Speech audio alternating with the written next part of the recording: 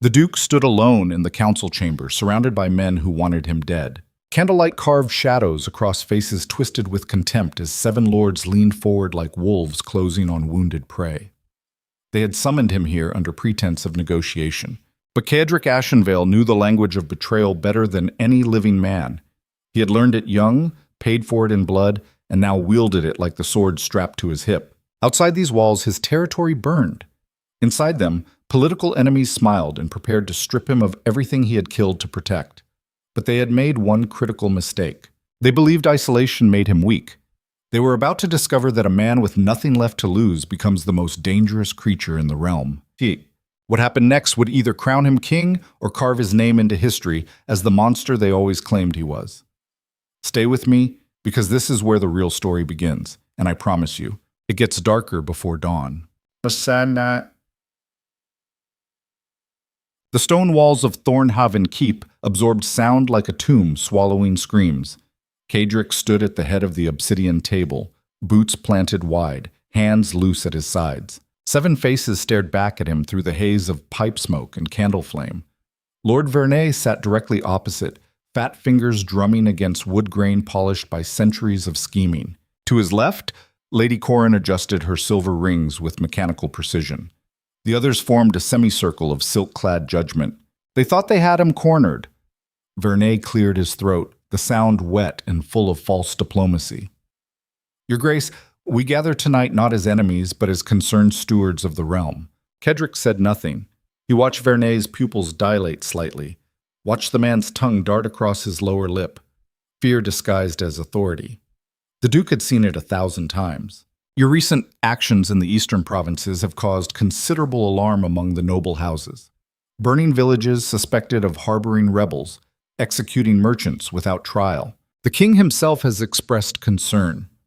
The king, Cedric said quietly, is 300 miles away, playing with his whores and his wine.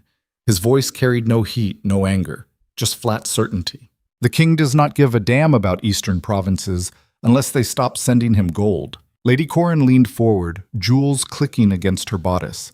That may be true, Your Grace, but the perception of tyranny serves no one. We are here to offer assistance. Guidance, if you will. Cedric's laugh came out sharp and bitter. Guidance. He looked at each face in turn, memorizing the architecture of their lies. You want to guide me the way you guided Duke Heron before they found him hanging in his own bedchamber. The way you guided the merchant prince of Caldris before his entire family died of poison at a feast you attended. The room went very still. Lord Vernay's face reddened. Those are dangerous accusations. They are facts. Cedric stepped closer to the table. 3 years ago you came to me with similar concerns. You offered alliance. You offered friendship. I was young enough to believe noble houses operated on anything resembling honor. I signed your treaties. I opened my borders. I trusted you. And look where trust has brought you, Vernet said, spreading his hands in mock sympathy. Isolated. Hated. Clinging to power through violence alone. Because 6 months after I signed your treaties, assassins came for my sister. Cedric's voice dropped to something barely above a whisper, but every person in the room heard it. She was 16 years old. They cut her throat while she slept and left her body for me to find. I know nothing of that tragedy, Vernay said quickly. The others murmured agreement. Liar. The word hung in the air like smoke. Cedric pulled a folded parchment from his coat and threw it onto the table.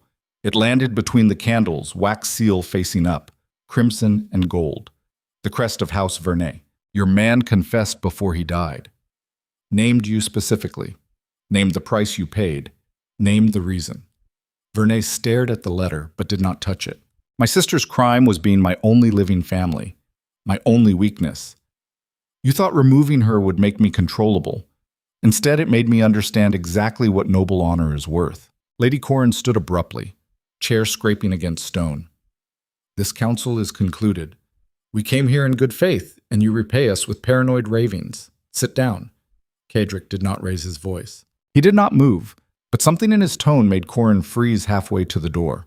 You came here to offer me a choice.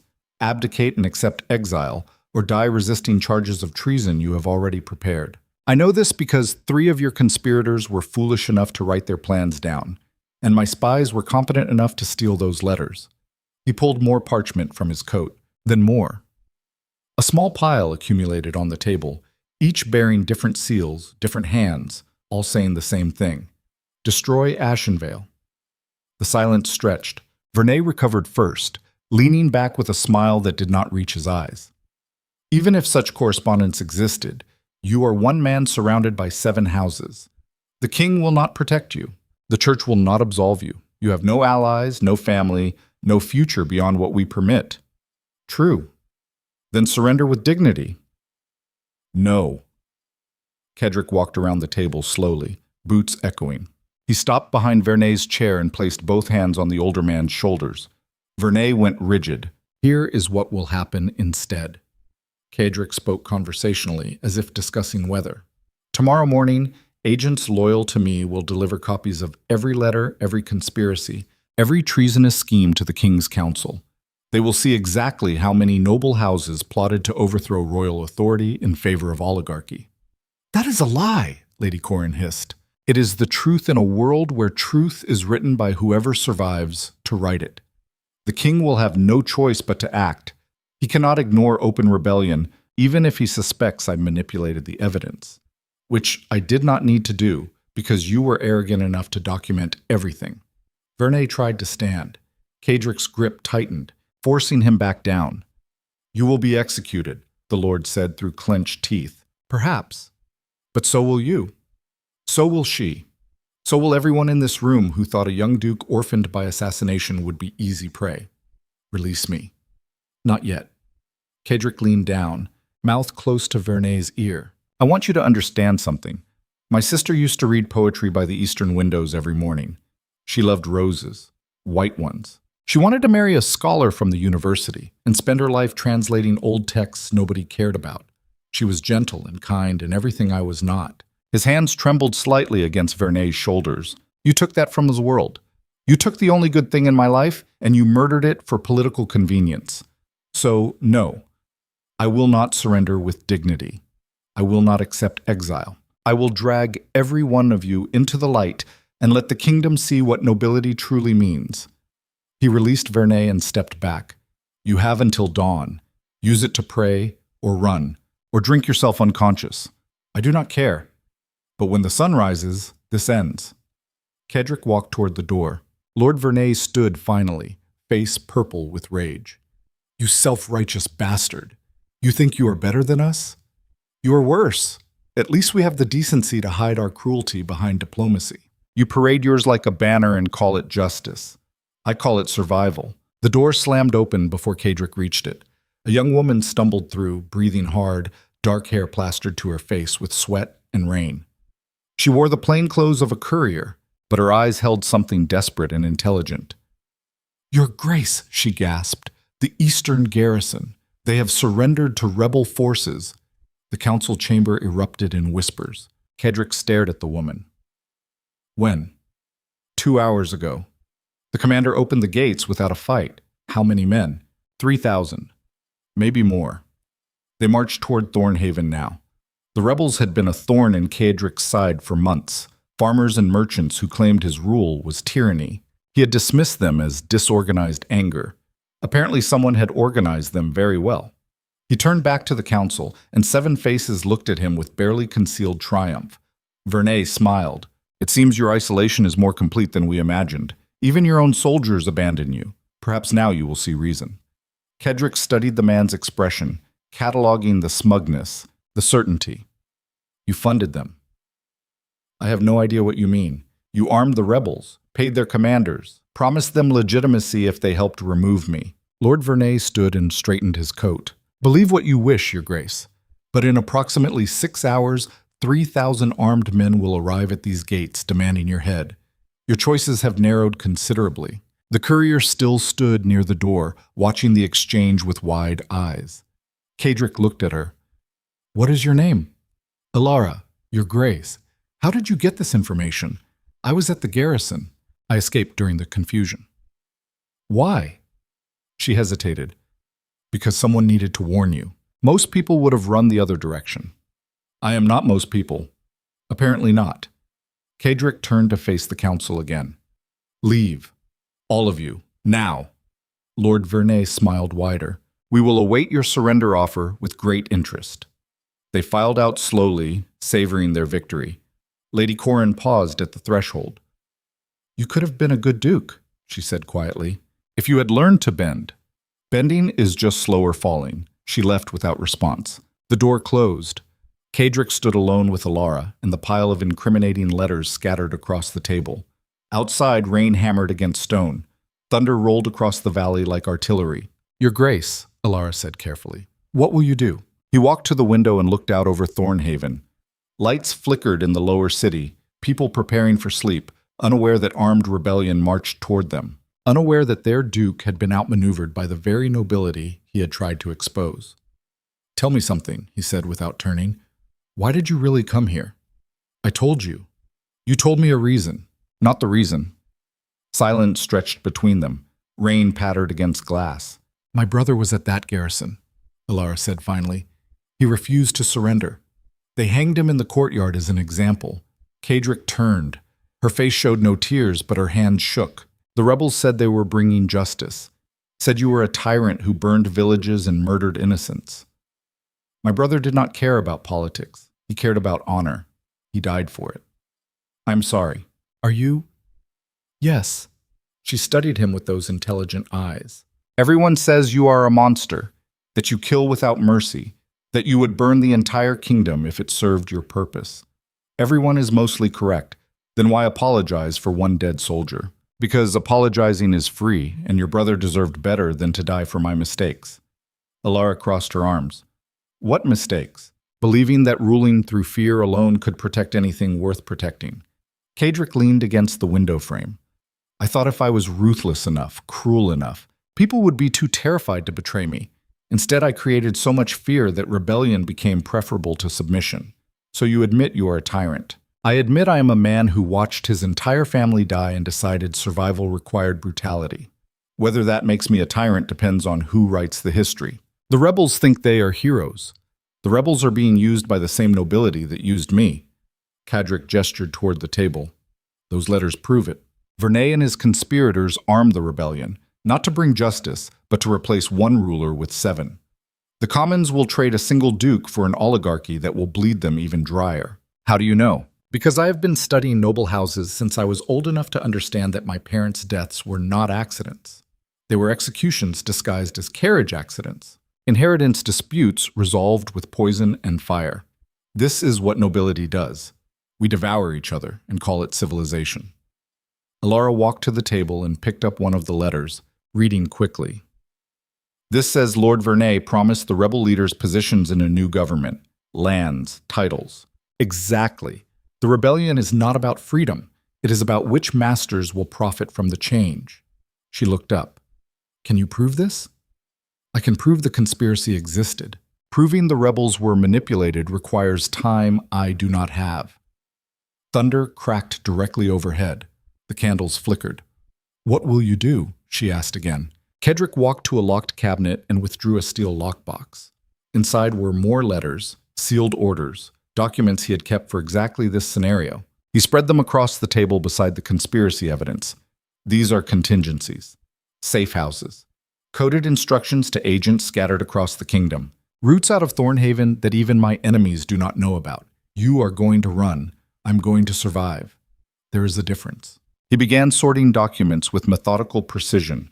In 2 hours, I will send riders to the king with everything. Every conspiracy letter, every proof of noble treason. It will not save me, but it will ensure Vernay and his allies face consequences. And then I will open Thornhaven's gates. Alara stared at him. You will surrender. I will give the rebels exactly what they came for. A tyrant willing to face judgment. They will kill you, probably. Then why? Cadric looked at her directly. Because if I flee, the nobility will spin this as a coward running from justice. They will install their puppets, bleed the commons dry, and in 5 years another rebellion will rise. The cycle continues forever. But if you die, if I die publicly, facing the consequences of my actions, the rebels will have to confront who really used them. Maybe that changes nothing. Maybe I die for nothing. But at least I die disrupting the pattern. That is insane. It is practical.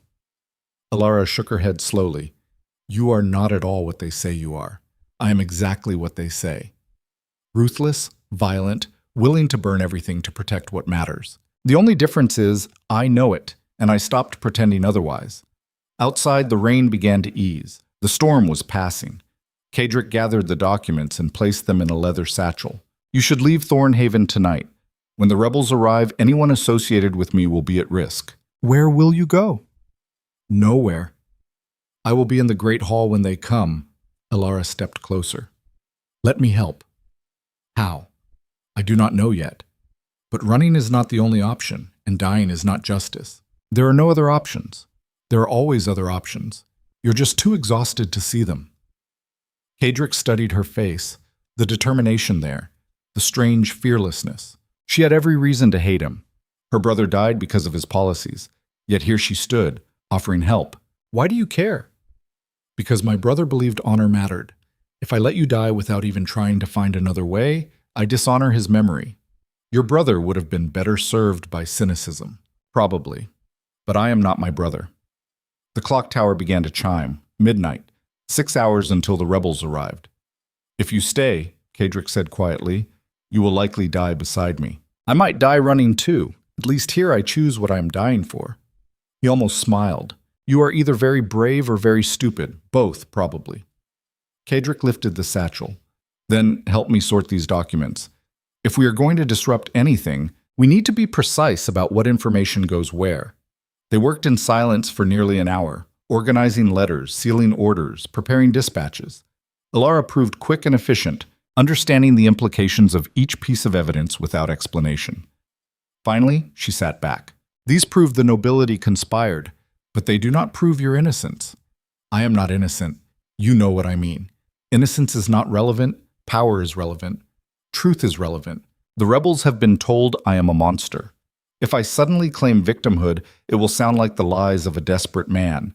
So instead you confirm you are a monster and die like one. I confirm I made choices, brutal ones, and accept their consequences. There's a difference between being a monster and becoming what survival required. Elara stared at him. You are not going to fight. Fighting accomplishes nothing except more death. The rebels want justice. I will give them the cleanest version I can.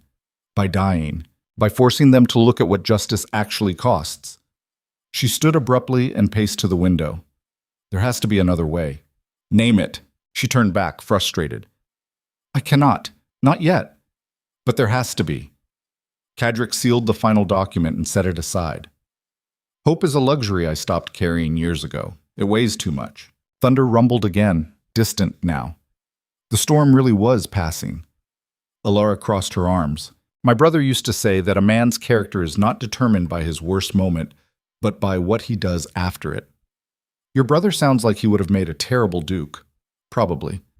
But a good man. The two are rarely compatible. She walked back to the table and placed her hands flat on the surface. Listen to me.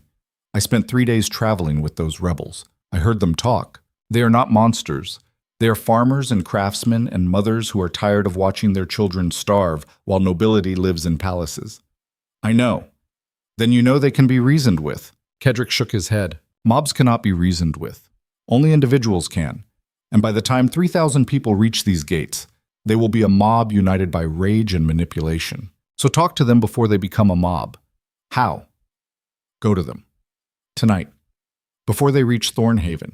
Meet them as a man, not as a duke behind walls. Kadrick stared at her. That is suicide. Maybe. Or maybe it is the only move they will not expect. They will kill me on sight. Maybe. Or maybe some of them will listen. Why would they listen? Because you will tell them the truth. All of it.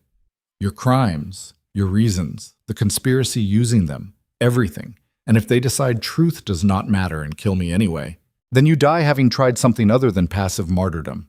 Kadrick turned away, processing. It was insane. Absolutely insane. Walking into a rebel army with nothing but words and evidence of noble conspiracy. It was also the only genuine disruption of the expected pattern. How far are they, he asked finally. 4 hours march. Maybe 5 in this mud. And they will camp before attacking. Probably. Dawn assault is traditional, so if I left now, you could reach them before they settle for the night. Kedrick looked at the document spread across the table. Proof of conspiracy. Proof of manipulation. Proof that the rebellion had been weaponized by the very forces claiming to support it. This is insane. Alara nodded. Completely. I will probably die. Probably. You will come with me. She blinked. What? If I'm going to walk into a rebel army and claim their leaders have been manipulated, I need someone who survived that garrison. Someone whose brother died for honor. Someone the rebels might actually believe. Alara went very still. You want me to testify against the rebellion. I want you to testify for the truth, whatever that costs. She studied his face for a long moment. If I do this, and we somehow survive, you need to change. Really change. The burning villages, the executions without trial. All of it. I cannot promise to become someone I am not. I'm not asking you to become someone else. I'm asking you to become a better version of who you are. Kedrick picked up the satchel. If we survive, I will try. That is the only promise I can make. Alara took a deep breath. Then let us go do something monumentally stupid. They left Thornhaven Keep through a servant's passage that opened onto the northern cliffs. Rain had turned the path to mud, but the storm itself had passed, leaving only wind and distant thunder. Kedrick wore plain clothes, no ducal insignia, nothing that marked him as nobility. Alara carried the satchel of evidence. They descended in silence, boots sliding on wet stone. How many times have you used this path? She asked finally. More than I should have. It was supposed to be an escape route, and now you are using it to walk toward the thing you would normally escape. Irony is the universe's favorite weapon. They reached the valley floor and began walking east, following the road the rebels would take toward Thornhaven. Mud sucked at their boots, wind cut through wet clothes. Tell me about your sister, Alara said. Why? Because if I am going to risk my life helping you, I want to understand who you were before you became this. Kedrick walked in silence for nearly a minute. Her name was Liza. She was 3 years younger than me. When our parents died, I was 17 and she was 14. Too young to inherit, but old enough to be targeted. By Lord Vernay. By everyone. Noble houses saw 2 orphans as weakness. Opportunity. We had wealth, but no protection. Lisa wanted to hide. I decided to fight. By becoming worse than them. By becoming what survival required. I learned their games, played them better, made alliances, broke them when necessary, killed when I had to. Lisa hated it, said I was losing myself. Was she right? Kedrick did not answer immediately. I do not know. Maybe. But Lisa stayed alive for 3 more years because I was willing to become what she could not. Until Vernay killed her anyway. Until I failed to protect the one person I was trying to save. They walked in silence again. I am sorry, Alara said quietly. Do not be. Sympathy accomplishes nothing. Human connection accomplishes something. Not in my experience. Maybe you have not had the right experiences. Kedrick almost laughed. You are relentlessly optimistic for someone whose brother just died. I am practical. Despair is easy. Hope requires work. They crested a low hill and saw lights in the distance. Campfires. Hundreds of them, spreading across the valley like fallen stars. The rebel army. Alara stopped walking.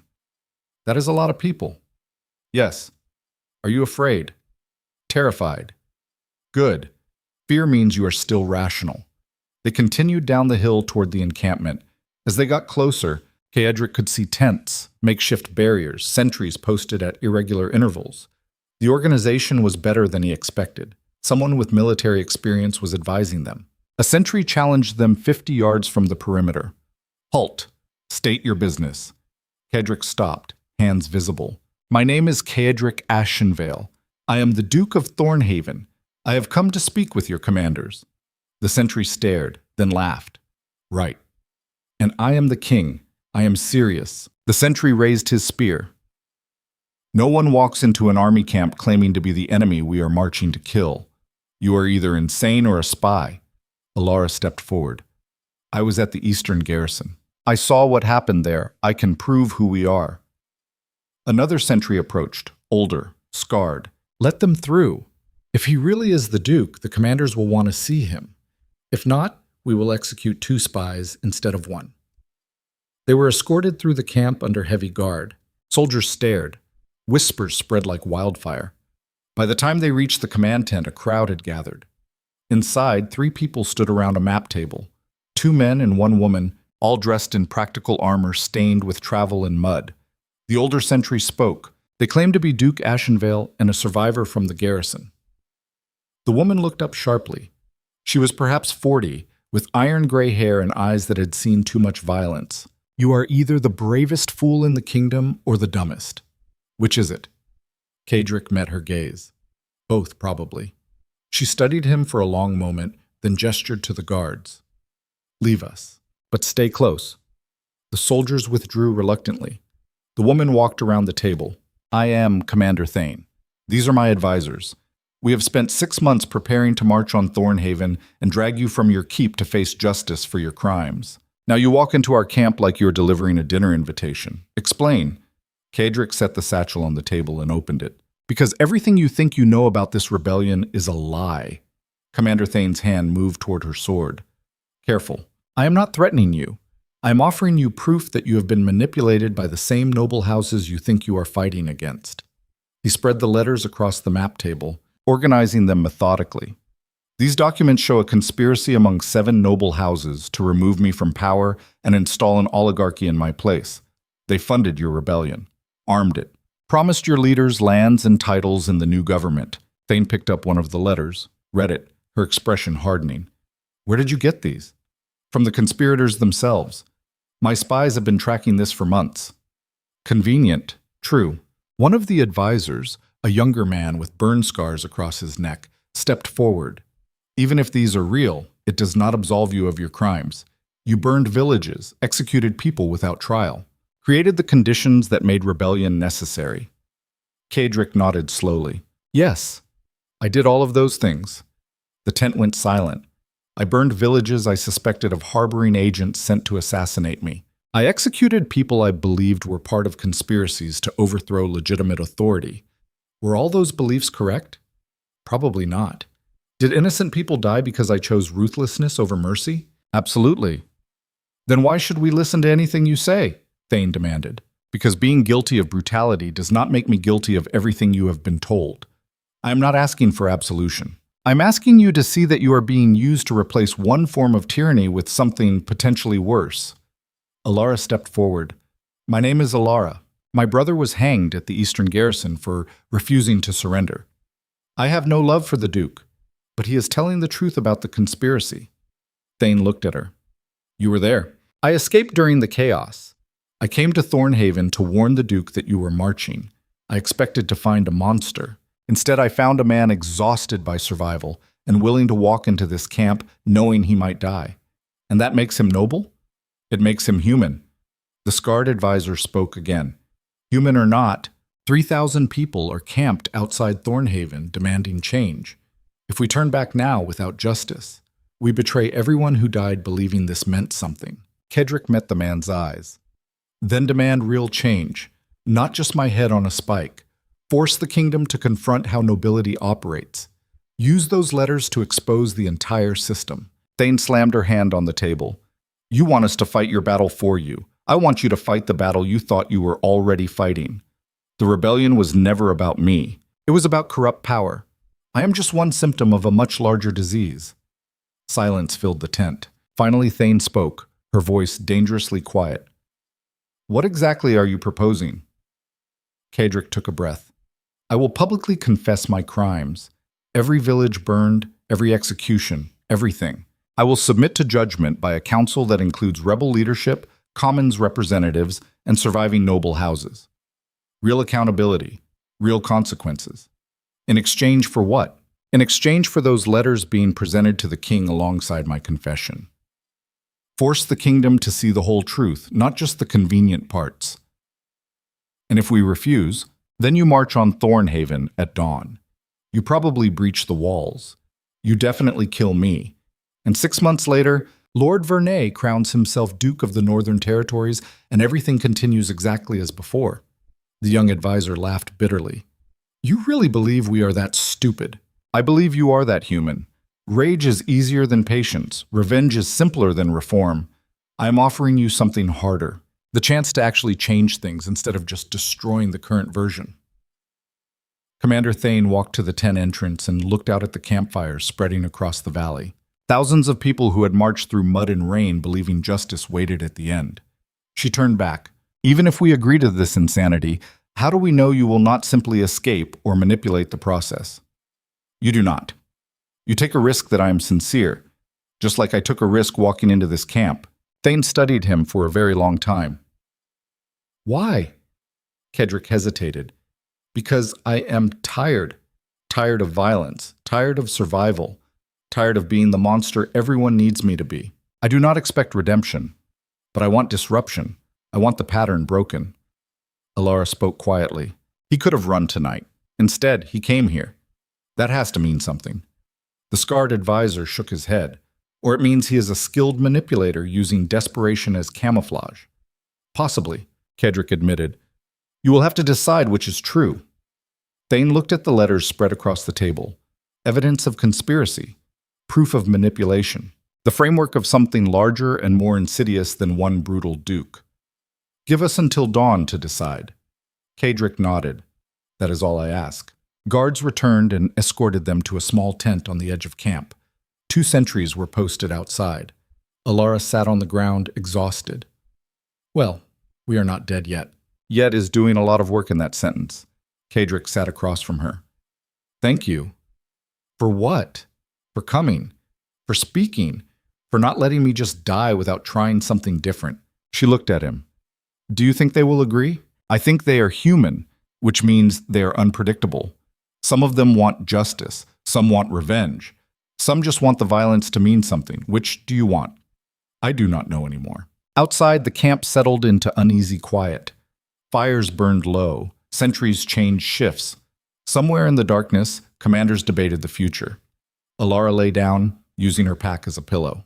If they decide to kill us at dawn, I want you to know something. What? Your sister would be proud that you tried. Kedrick looked at her. This strange woman who had appeared in his council chamber with news of rebellion and somehow convinced him that suicide missions could be disruption.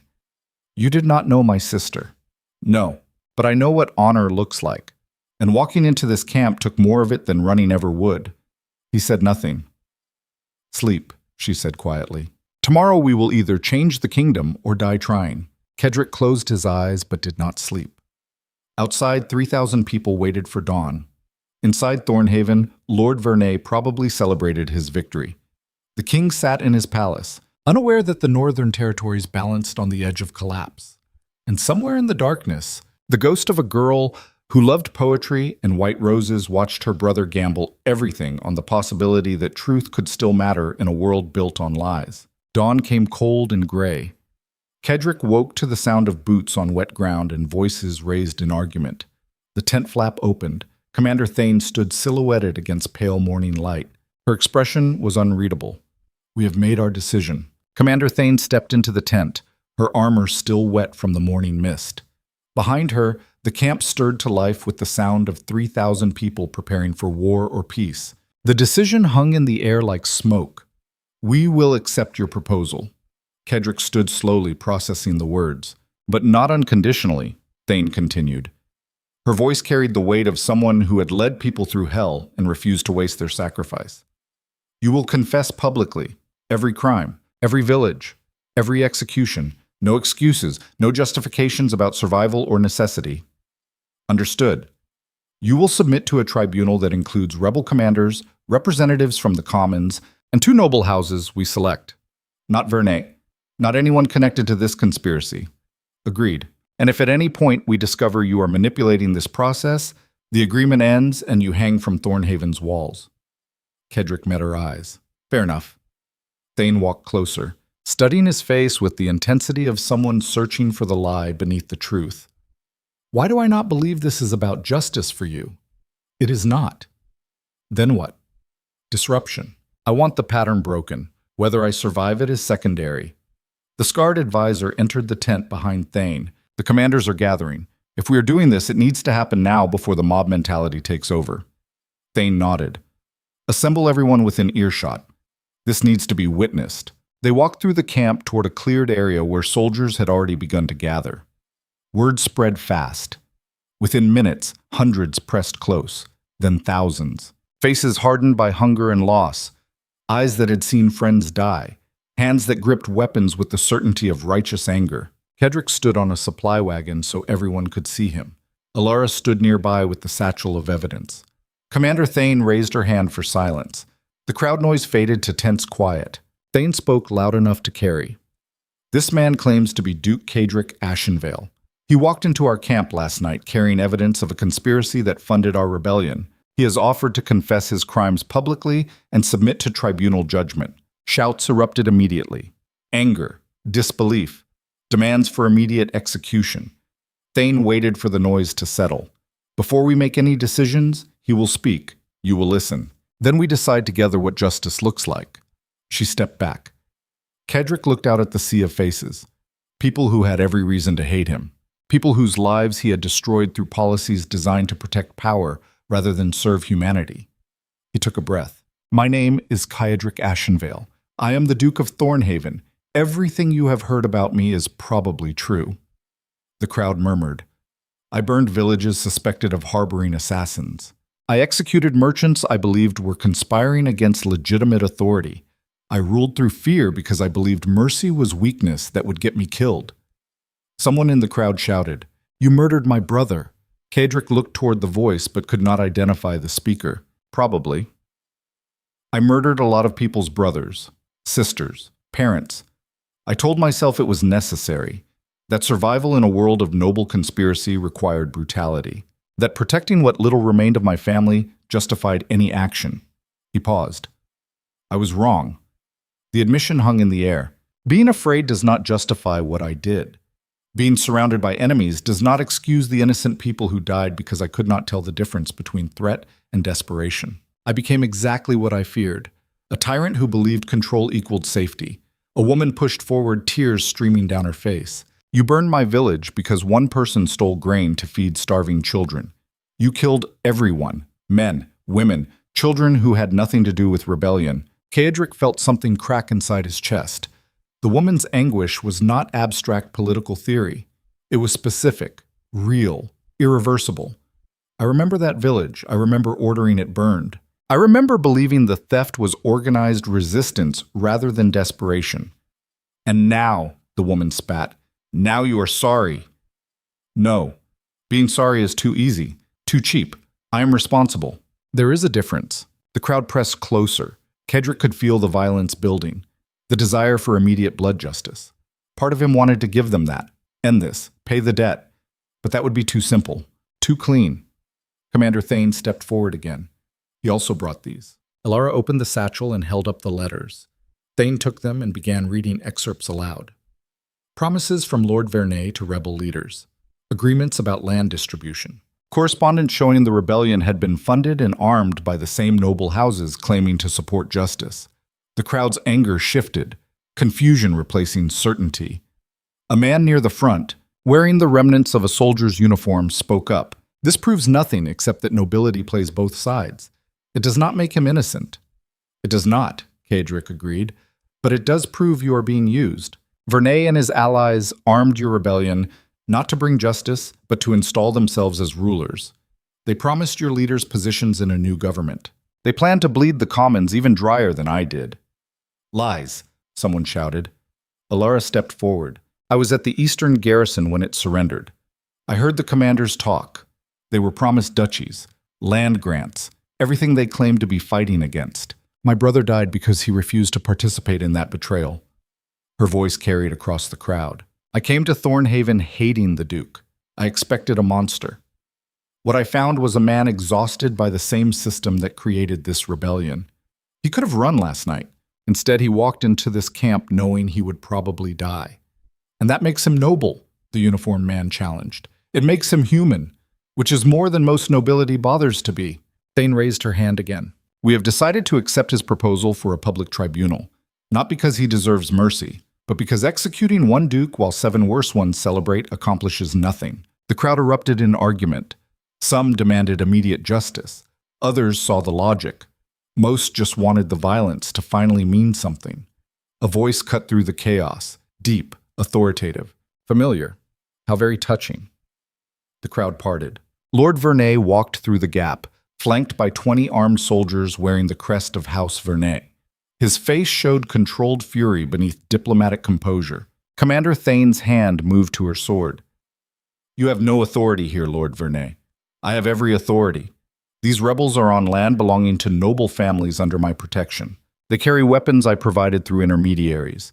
And they are currently harboring a wanted traitor who fled justice in Thornhaven." Kedrick stepped down from the wagon. "I did not flee. I walked out the front gate." "Semantics," Vernay gestured to his soldiers.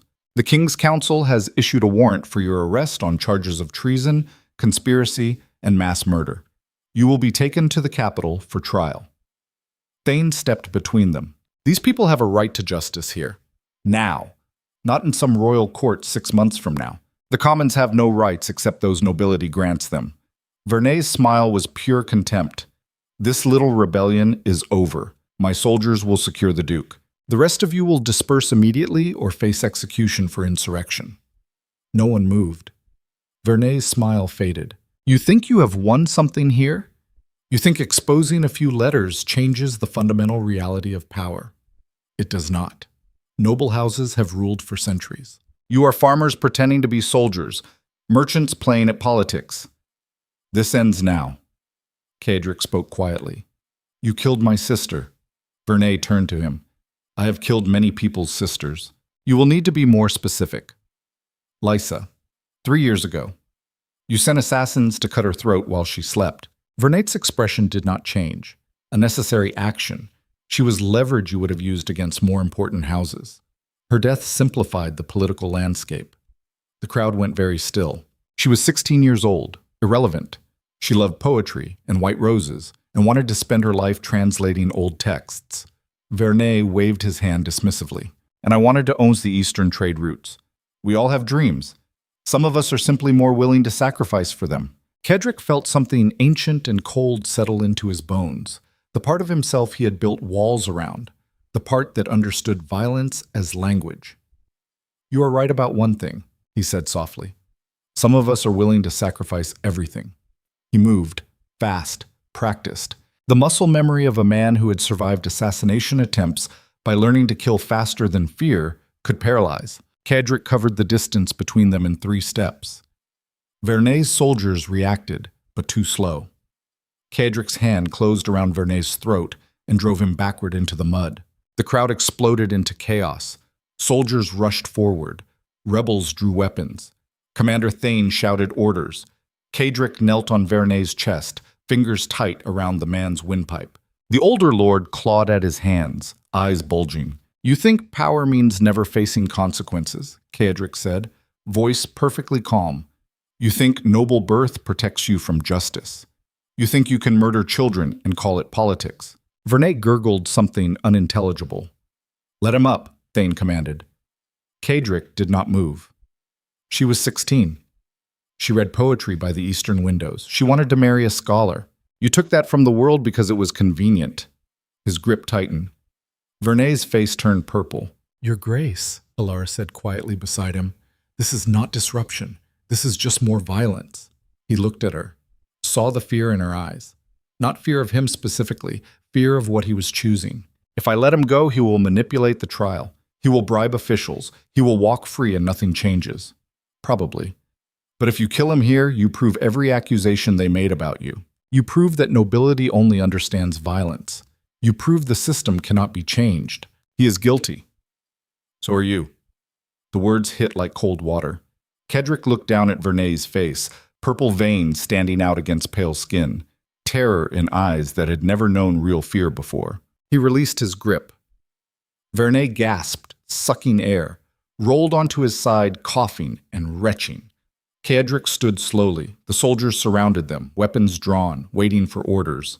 Commander Thane stepped forward. "Disarm Lord Vernay's men. They are outnumbered 500 to 1. If they resist, kill them." The rebels moved immediately. Vernay's soldiers looked at their lord, saw him gasping in the mud, and made the calculation that survival beat loyalty. They surrendered their weapons. Thane hauled Vernay to his feet. "You are right about one thing. Power matters. But you miscalculated whose power matters more right now." She gestured to her commanders. "Take him into custody. He will stand trial alongside the Duke for conspiracy, treason, and murder. Vernay found his voice raw and damaged. You cannot do this. I am a lord of the realm. I answer only to the king. You lost the protection of your title when you armed a rebellion to serve your own ambition. Thane's smile was sharp. Now you answer to the people whose lives you spent like currency. Vernay was dragged away, still shouting about rights and authority. The crowd watched in stunned silence. Cedric stood in the center of the clearing, hands shaking with adrenaline and something deeper. The choice he had almost made, the familiar path of violence, the ease with which he could have slipped back into the monster they needed him to be. Alara touched his arm. You did the right thing. I wanted to kill him. I know. I wanted to feel his throat collapse. Wanted to watch the life leave his eyes. Wanted revenge for Lysa. But you did not. Only because you stopped me. No. She turned him to face her. I reminded you what you already knew. That revenge is not the same as justice. That becoming what you hate accomplishes nothing except proving your enemies right. Cedric looked at her. This woman who had lost her brother and still chose to believe truth mattered more than blood. Why do you care what I become? Because someone has to. And I am apparently stupid enough to think people can change. People do not change. They just find better reasons to be what they always were. Then be something better, even if the reasons are selfish. Commander Thane approached. We need to move. Vernay's soldiers may have surrendered, but other houses will send reinforcements when they learn what happened here. Where? Cedric asked. Thornhaven. We hold the tribunal there. Public. Witnessed. Recorded. Everything exposed. The city is not defensible against a coordinated assault from multiple houses. Then we make sure the king knows what is happening before those houses can organize. Thane looked at Alara. You said you were fast. How fast can you reach the capital? 3 days hard ride. Do it. Take the conspiracy letters. Take testimony from the garrison survivors. Make sure the king understands this is not just rebellion. This is noble houses trying to overthrow royal authority. Alara looked at Cedric. Will you be alive in 3 days? Unknown. She pulled the satchel strap tight across her shoulder. Try to survive. I would hate to waste all this effort on a corpse. Appreciated. She mounted one of the rebel horses and rode out before he could say anything else. The sound of hoofbeats faded into morning mist. Thane turned to her commanders. We march to Thornhaven in 1 hour. Full defensive formation. Anyone who wants to leave can do so now without judgment. No one left. The army began preparing to move. Tents collapsed. Supplies loaded. Weapons checked. 3,000 people transforming from mob into something resembling organized force. Cedric walked beside Thane as they supervised preparations. You understand this might not work. Of course. But doing nothing definitely will not work. At least this way we try something different. And if the noble houses unite against us, then we die trying to change things rather than living with them unchanged. Cedric studied her profile. The scars, the gray hair, the exhaustion that came from leading people who had nothing left to lose. Why are you doing this? Thane was quiet for a moment. 10 years ago, my daughter was conscripted into Lord Harrow's personal guard. She was 14, skilled with a blade. He took her because he could. She died 6 months later defending him from an assassination attempt he orchestrated himself for political theater.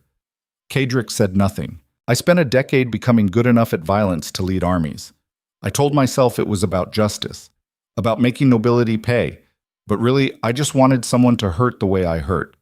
And now I am tired of hurting, tired of anger, tired of survival being the only victory. Your offer is probably manipulation. You are probably exactly the monster they say.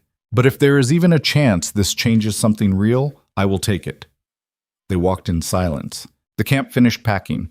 Commanders organized march formations. Scouts rode ahead to secure the route to Thornhaven. The army began to move.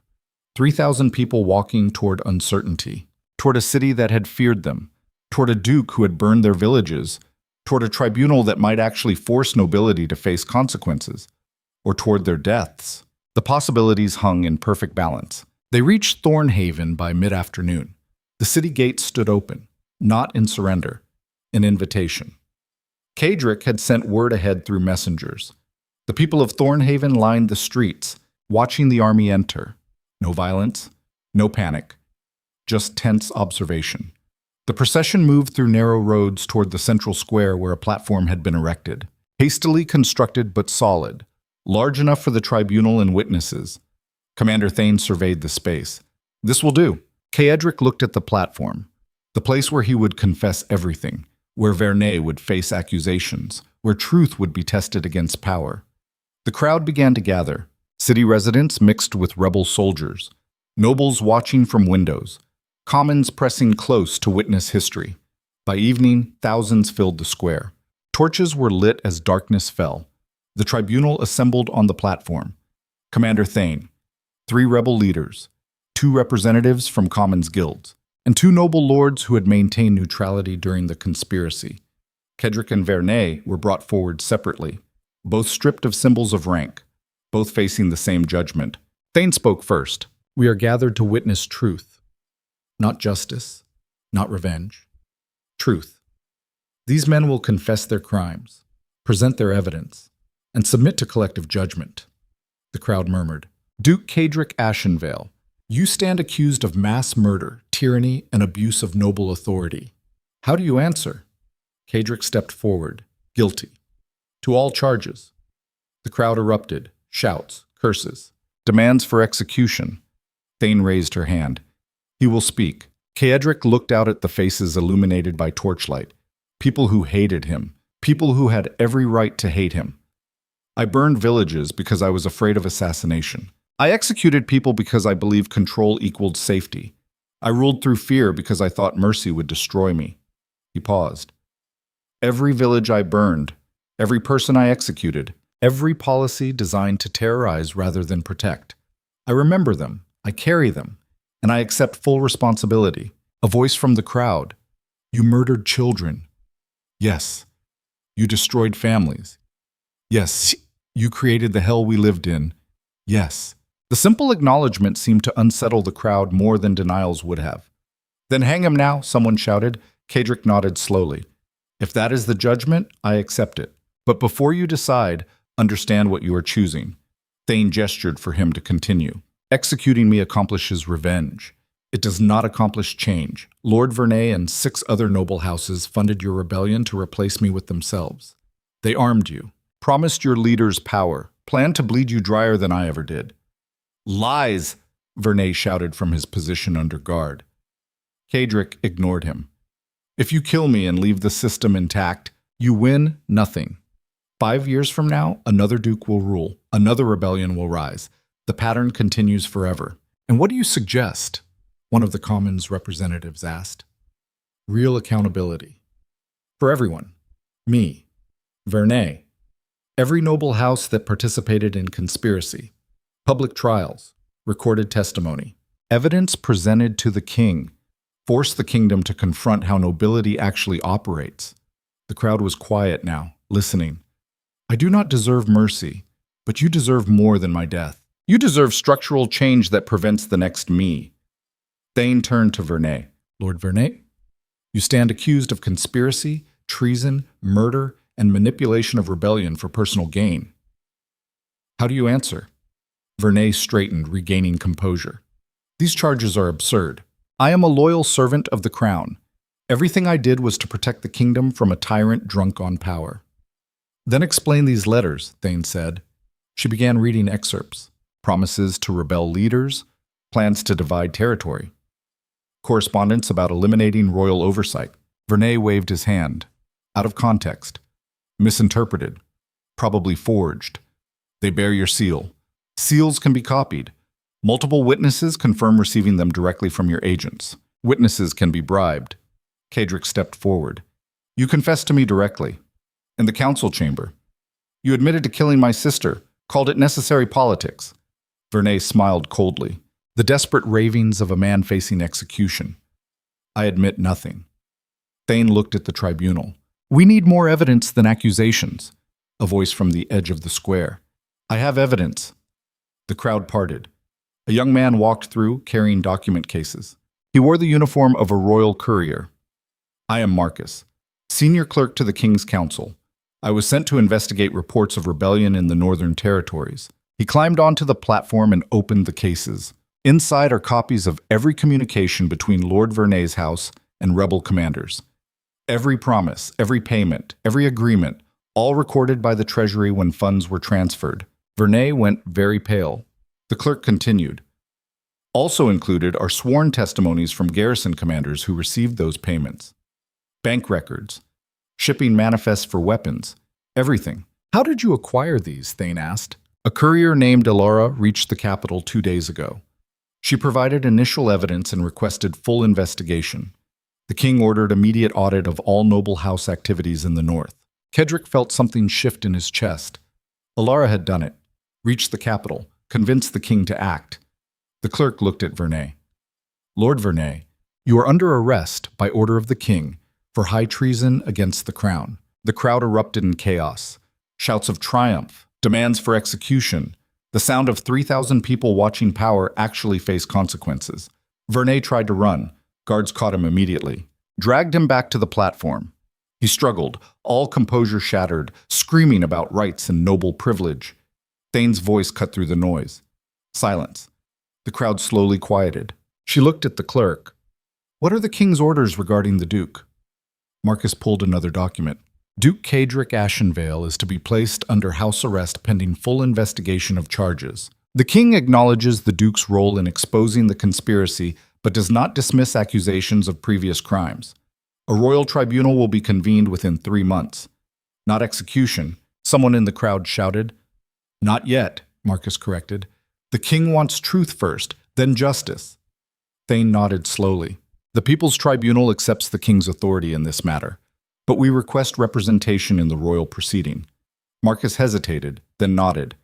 I will convey that to the council. The crowd was not satisfied. Shouts of protest, demands for immediate blood justice, the tension rising toward violence again. Kedrick stepped forward. You wanted me to face consequences.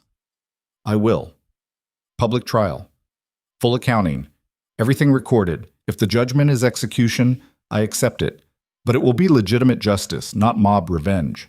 A woman pushed to the front, the same woman who had spoken earlier about her burned village. You think 3 months house arrest is justice for murdering children? No.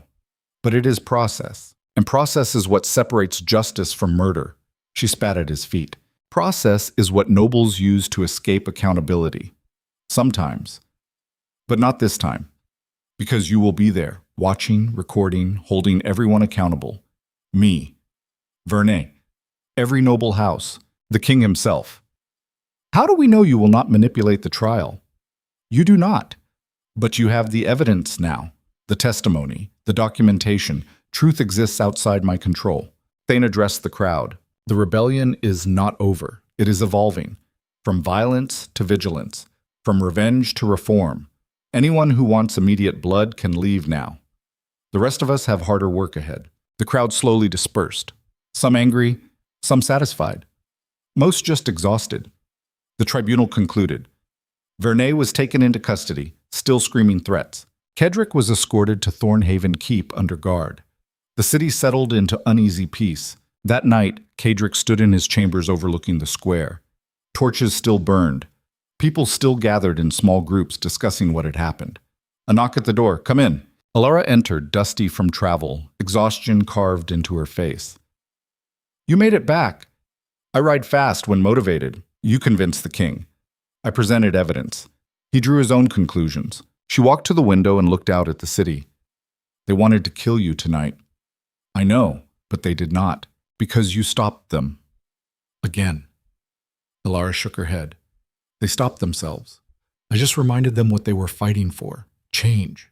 Real change. Not just different faces on the same system. Kedrick was quiet for a moment. I do not know if I can be what they need. Neither do I. But you can try. That is more than most nobility bothers with. Trying might not be enough. Probably not. But it is a start. They stood in silence, watching the city below. People who had marched for justice. People who had chosen process over revenge. People who might actually force the kingdom to evolve. Or people who would be crushed by the machinery of power the moment attention shifted elsewhere. The possibilities hung in perfect balance. What happens now? Elara asked. 3 months of investigation. Public hearings, testimony, evidence, then judgment. And if they decide you deserve execution, Then I will have 3 months of trying to be something other than the monster they remember. That is more than Lysa got, more than your brother got, more than anyone I destroyed. Alara looked at him. Guilt is not the same as redemption. I know, but it is a necessary first step. Outside, the last torches began to go dark. The square emptied. The city settled into sleep.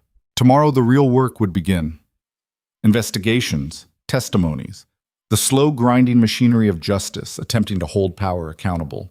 It would probably fail. Power always found ways to protect itself.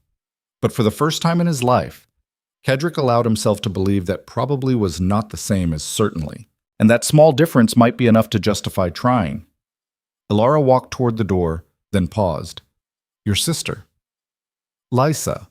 What was her favorite poem? Cedric closed his eyes, remembering. Something about stars.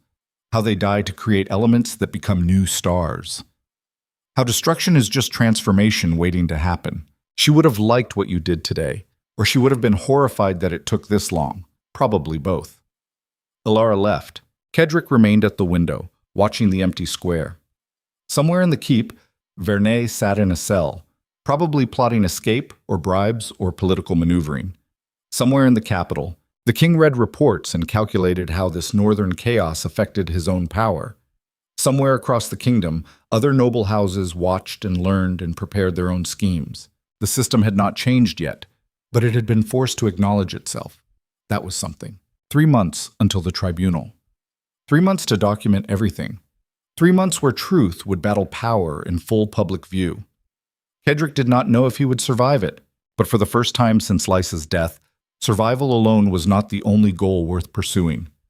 Outside, dawn began to break across Thornhaven, light touching the walls, warming the stone, illuminating the scars of violence and the fragile possibility of change. The point of no return had been crossed, not with blood or conquest, but with choice.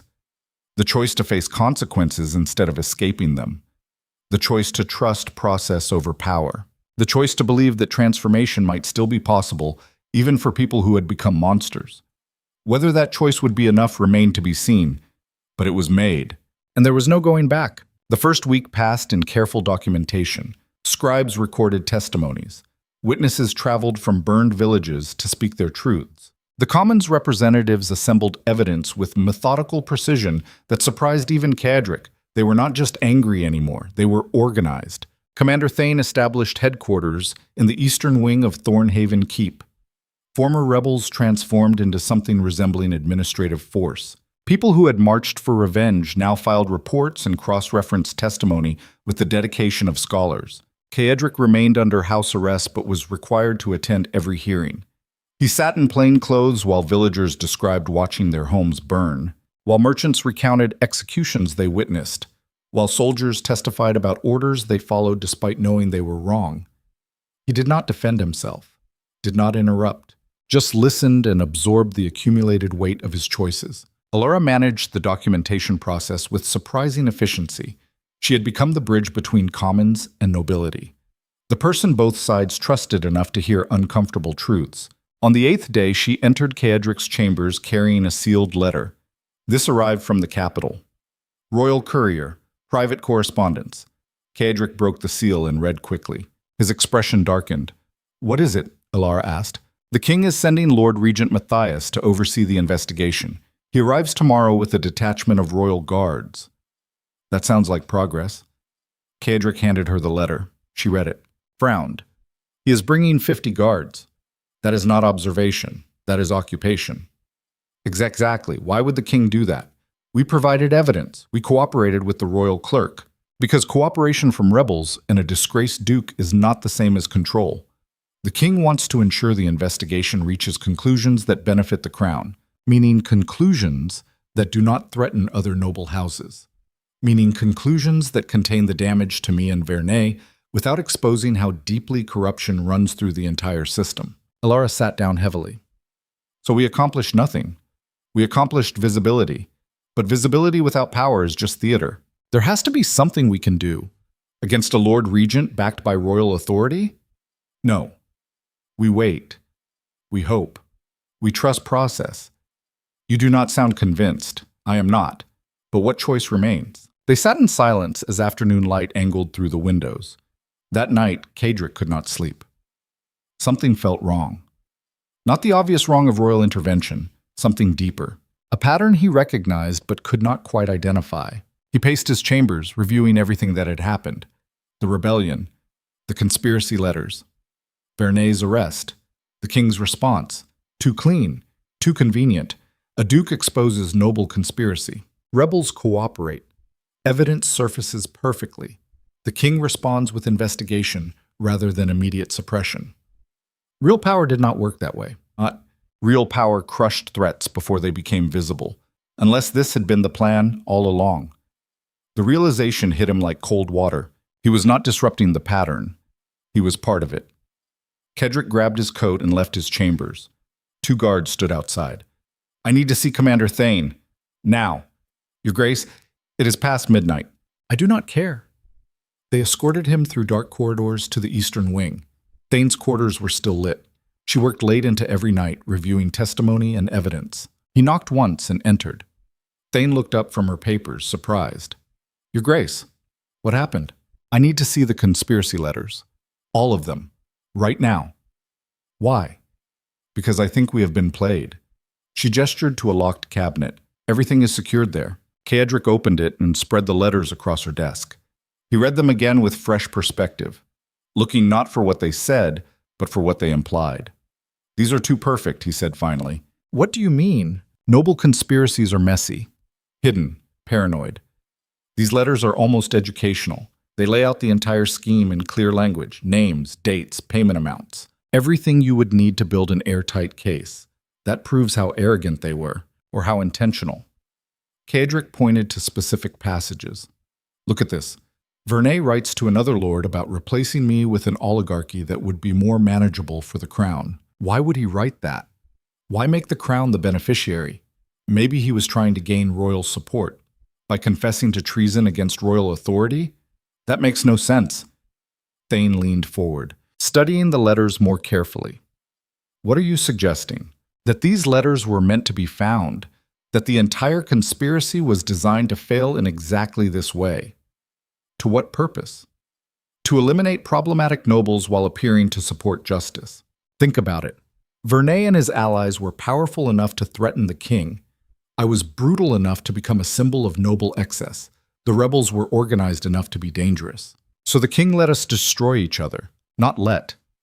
Orchestrated. Create a conspiracy that seems real. Let it play out. Intervene at precisely the right moment to appear as arbiter of justice. Eliminate multiple threats simultaneously while strengthening royal authority." Thane sat back slowly. "If that is true, then everyone involved has been manipulated. Us, Vernay, you, the rebellion itself." "Exactly. We thought we were disrupting the pattern. We were performing it. How do we prove this? We cannot." That is the brilliance. The conspiracy was real. The crimes were real. The evidence is real. It just happens to serve the crown's interests perfectly.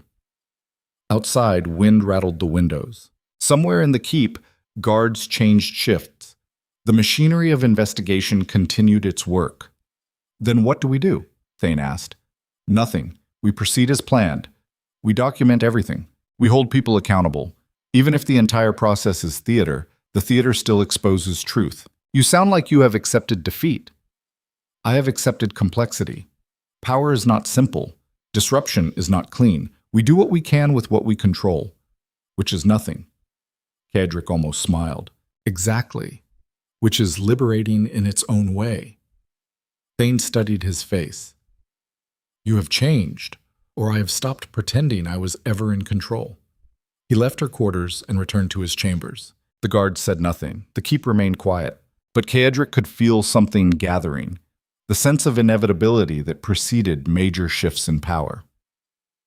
Lord Regent Matthias arrived the next morning with precise military ceremony. 50 royal guards, 20 administrative officials, a display of authority designed to remind everyone who actually ruled the kingdom. Matthias himself was perhaps 60, silver-haired, with eyes that calculated value in every interaction.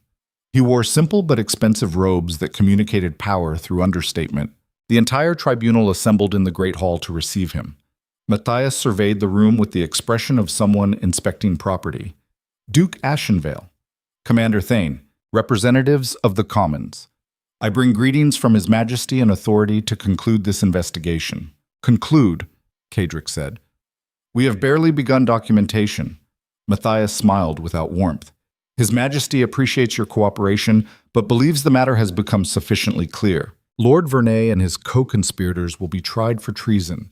You will face judgment for crimes committed during your rule. The rebellion is granted amnesty in recognition of legitimate grievances. The Commons representatives exchanged glances. One of them, a woman named Sarah, who had lost her husband to Cadric's policies, spoke carefully. Lord Regent, we were promised full investigation, public accountability for all parties involved, and you shall have it, within the bounds of practical governance. Matthias gestured dismissively. But we cannot allow this process to paralyze the Northern Territories indefinitely. Commerce must resume. Order must be restored. Order, Thane said quietly. Or control. Matthias turned to her. Is there a difference, Commander? You led a rebellion seeking to restore justice. The Crown offers precisely that, unless you preferred endless war. We prefer truth. Truth is what serves the kingdom. Everything else is philosophy. The room went very still. Cadric stepped forward. Lord Regent, the investigation has uncovered evidence that the conspiracy extended beyond Vernay and his immediate allies. Other houses were involved, other crimes committed, which will be addressed in due time. Matthias waved his hand.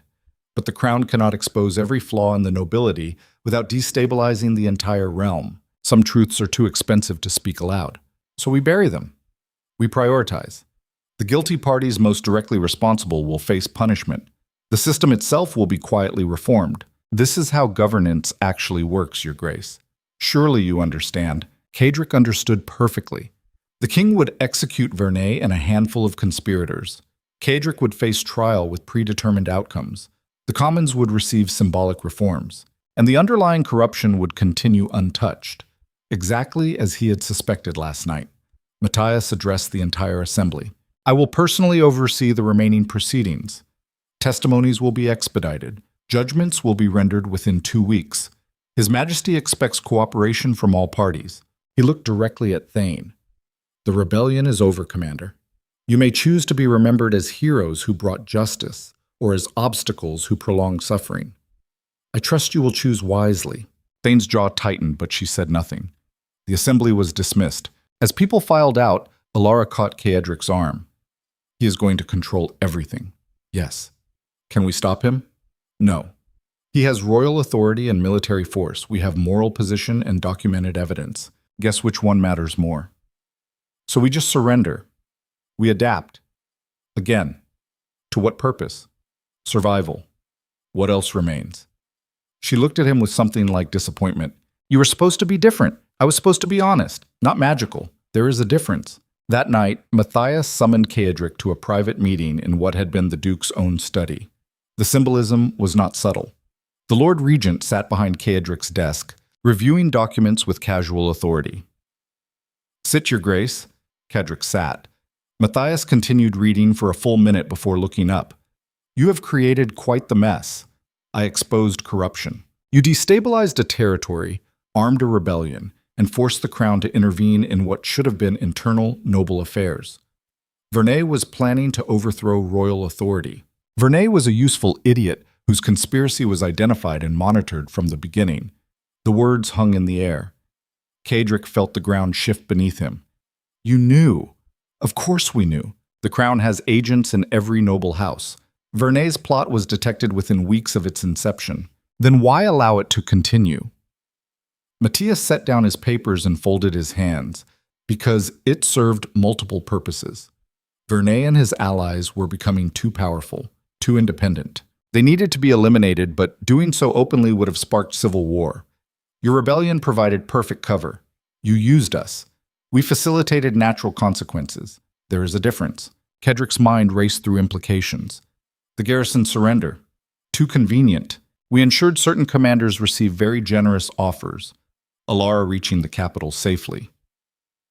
Through hostile territory. She was escorted by agents who maintained distance. We needed her testimony to arrive at precisely the right moment, the conspiracy letters being so perfectly documented. Some of those letters are legitimate. Others were enhanced to ensure clarity. Vernay truly was plotting. We simply made certain the evidence was irrefutable. Kadrick stood abruptly. You manipulated everything. The rebellion, the investigation, the tribunal. We guided events toward optimal outcomes. This is how power actually functions, Your Grace. Not through brute force like your methods. Through careful orchestration that makes people believe they are choosing freely. Thousands of people marched, believing they were fighting for justice. And they were. Justice against you. Justice against Vernay. Justice that happens to strengthen the crown. Everyone gets what they want, except the truth. Truth is whatever people believe when the dust settles. Matthias stood and walked to the window. You thought you were disrupting patterns. You were starring in theater, we wrote. Why tell me this? Because you need to understand your position before your trial. The crown is prepared to be lenient. House arrest. Exile. Perhaps even eventual rehabilitation. In exchange for what? Cooperation. Testimony that confirms the official narrative. Vernay as mastermind. You as brutal but ultimately loyal duke. The rebellion as justified response to legitimate grievances. And if I refuse, then your trial becomes much less theatrical. We have documentation of every village you burned, every execution you ordered, every crime you committed.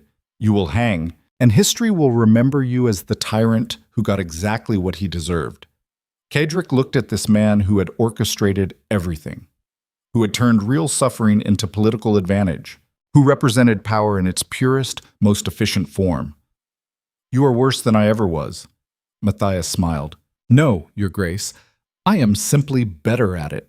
You wielded power like a hammer. I wield it like a scalpel. Both cut. One leaves cleaner wounds. What about Commander Thane, the Commons representatives? They will be honored as heroes. Given positions in the new administrative structure. Co-opted into the system they thought they were fighting. It is remarkably effective. You cannot buy everyone. I do not need to buy everyone. Just enough key people.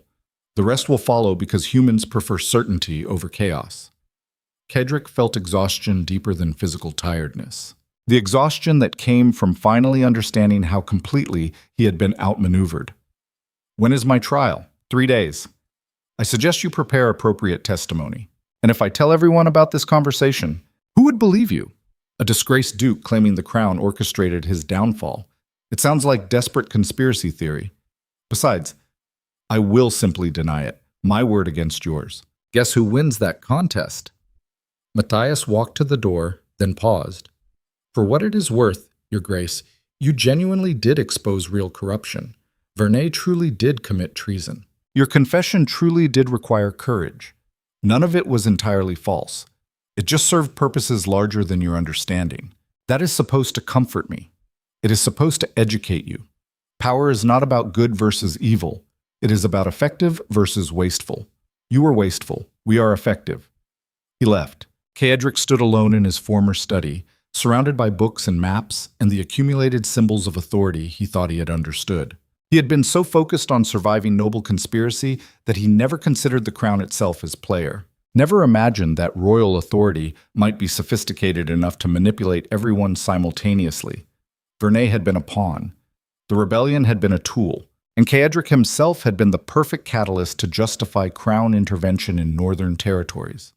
Every choice he made had served their purposes. Every act of resistance had been anticipated and incorporated into their plans. He was not disrupting the pattern. He was performing exactly the role they needed. The realization should have broken him. Instead, it clarified something. If power was this sophisticated, this embedded, this total, then fighting it directly was pointless. Trying to expose it was theater. Believing in justice was naivety.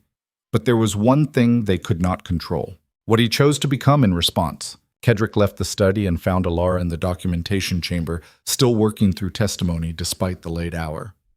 We need to talk. She looked up, saw his expression, and set down her pen. What happened? Everything we did, everything we believed we accomplished. It was orchestrated by the crown. He explained Matthias's confession, the manipulation, the guided outcomes, the perfect control disguised as chaos. Alara listened without interrupting. When he finished, she sat very still. So we were just tools. We were useful. There is a difference. Not much of one. Kadric sat across from her. They are offering me a deal. Cooperate. Testify according to their narrative. Accept exile instead of execution. You should take it. Probably. But you're not going to. I do not know yet. She leaned forward. Listen to me. You have a chance to survive. To maybe someday do something meaningful. If you refuse out of pride, you die and accomplish nothing. It is not about pride. It is about whether survival without honesty is actually survival. Pretty words. But you will be just as dead. True. Then why hesitate? Kadric looked at the stacks of testimony surrounding them. Hundreds of voices, thousands of hours, all of it documented by people who believed it mattered. Because if I cooperate, I validate everything. I confirm that power can orchestrate reality and face no consequences. I teach everyone watching that resistance is futile. And if you refuse, you die proving the same thing. Maybe. Or maybe I die demonstrating that some people will not be bought. Even when it is the only rational choice, that is not disruption. That is just stubbornness. Perhaps they are the same thing. Alara stood and paced to the window. My brother died believing honor mattered. I thought you were learning the same lesson. But apparently you are still choosing dramatic gestures over practical survival. I am choosing to control the only thing I can control. My response. Your death. My testimony. She turned back, frustrated. What does that even accomplish? Matthias will spin it however he wants. You will be remembered as a tyrant regardless. The only difference is whether you die or live in exile. The difference is whether I participate in my own erasure. They stood in tense silence. Finally, Alara spoke quietly. I cannot watch you throw your life away. Then do not watch. That is not fair. Nothing about this is fair. That is the entire point. She walked toward the door, then stopped. If you do this, if you refuse their deal, promise me it is for real reasons, not for theater, not for legacy, for something that actually matters. Like what? Like making sure at least one person in this entire mess chose honesty over survival. Kadric met her eyes. I promise. She left without another word. The next 2 days passed in careful preparation. Matthias's officials expedited testimonies. Witnesses were rushed through proceedings. Evidence was organized into neat categories that supported predetermined conclusions. Kadric was allowed to review the case against him. It was thorough, devastating, completely accurate. Every village burned, every execution, every brutal policy, all documented with precision that left no room for defense. He could have explained context, could have described the assassination attempts, could have detailed how noble conspiracy forced his choices. But all of it would sound like excuses. And excuses were just lies with justification attached. The trial was scheduled for noon on the third day. That morning, Commander Thane visited his chambers. She entered without preamble. They offered me a position. Regional administrator. Authority over the Northern Commons. A voice in governance. Congratulations. I have not accepted. Why not? Because it feels like bribery disguised as recognition.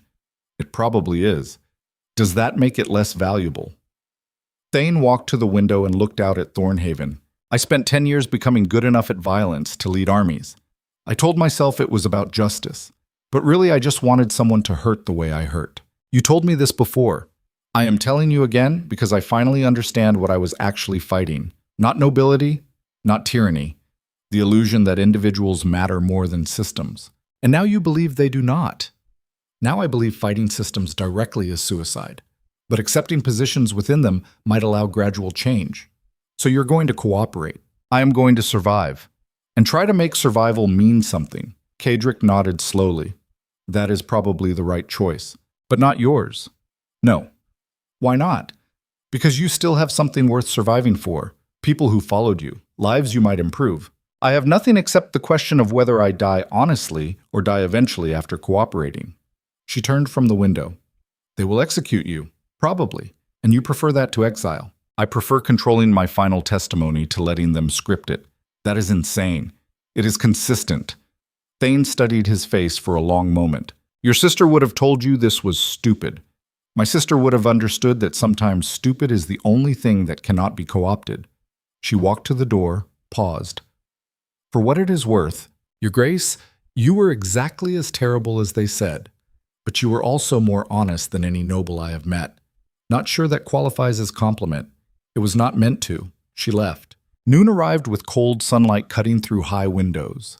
The great hall filled with hundreds of people, commons and nobility, witnesses and officials, everyone who had participated in this theater.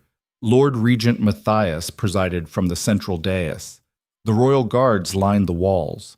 The machinery of official justice prepared to render predetermined judgment.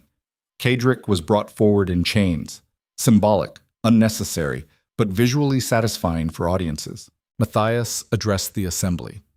We gather to render judgment on Duke Cedric Ashenvale, accused of tyranny, mass murder, and abuse of authority. The evidence has been reviewed, testimonies heard. The Crown is prepared to announce its verdict. He looked directly at Cedric. However, in recognition of the Duke's cooperation in exposing broader conspiracy, His Majesty offers clemency. Exile, rather than execution. Provided the Duke testifies truthfully about Lord Vernay's treason and his own regrettable actions. The assembly murmured. Matthias smiled slightly. Your Grace, do you accept the Crown's mercy? Every eye in the hall focused on Cedric. This was the moment. Accept exile. Live. Maybe someday do something meaningful. It was the rational choice. The survival choice.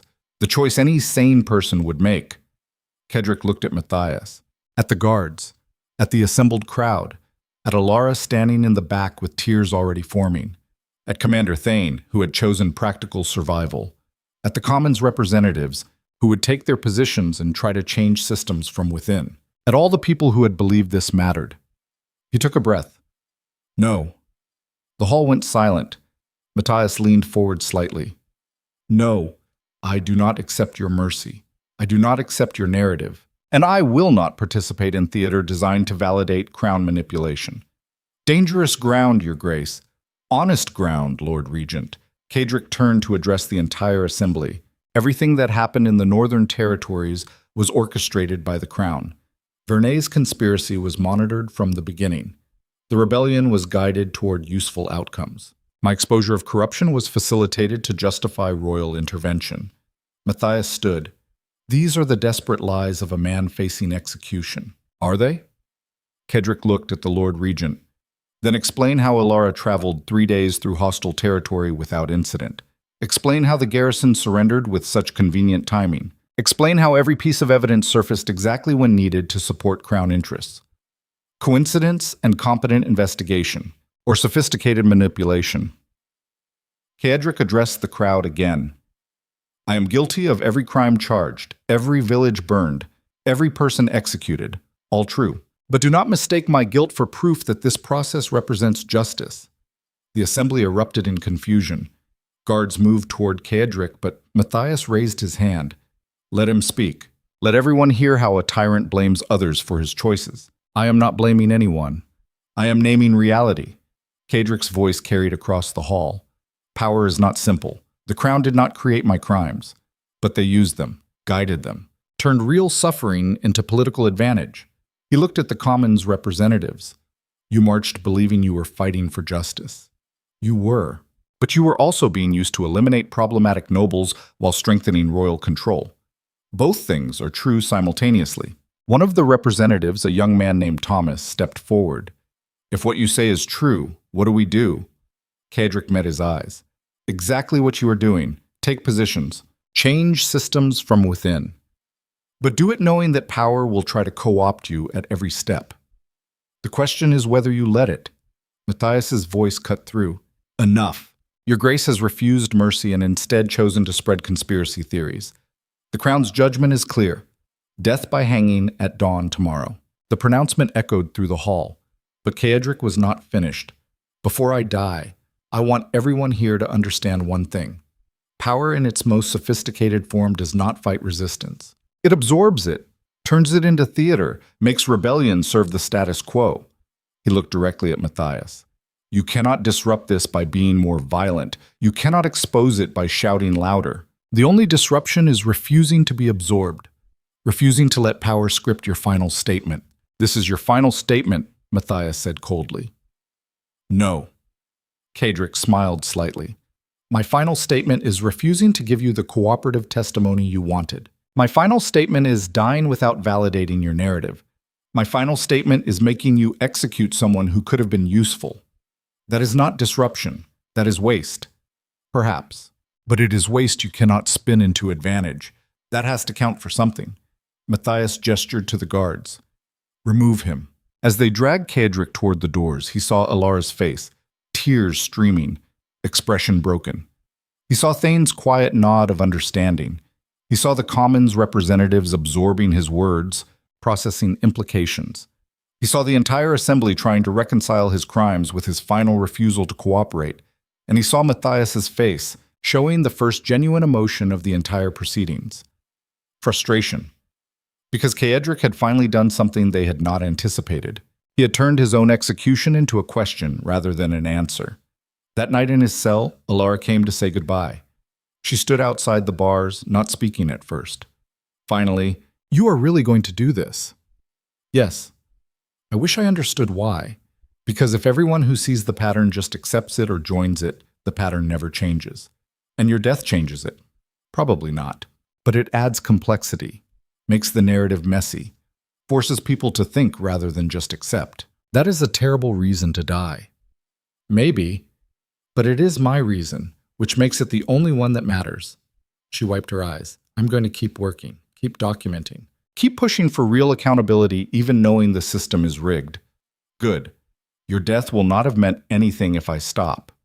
My death will not mean anything regardless, but your work might." They stood in silence. Finally, Alara spoke very quietly. "Your sister would have hated this." Cedric smiled. "My sister hated everything I did. At least this way I am consistently disappointing. That is not funny. A little funny." Alara reached through the bars and took his hand. "I am sorry I could not save you." "You did. Just not in the way you expected." She left before he could see her break completely. Dawn came cold and gray. Guards escorted Cedric to the courtyard where a scaffold had been erected overnight. Hundreds gathered to witness. The crowd was quiet. No celebration. No anger. Just grim observation. Matthias stood on the platform, prepared to read the official judgment. Cedric climbed the steps without assistance, stood in position, looked out at the assembled faces.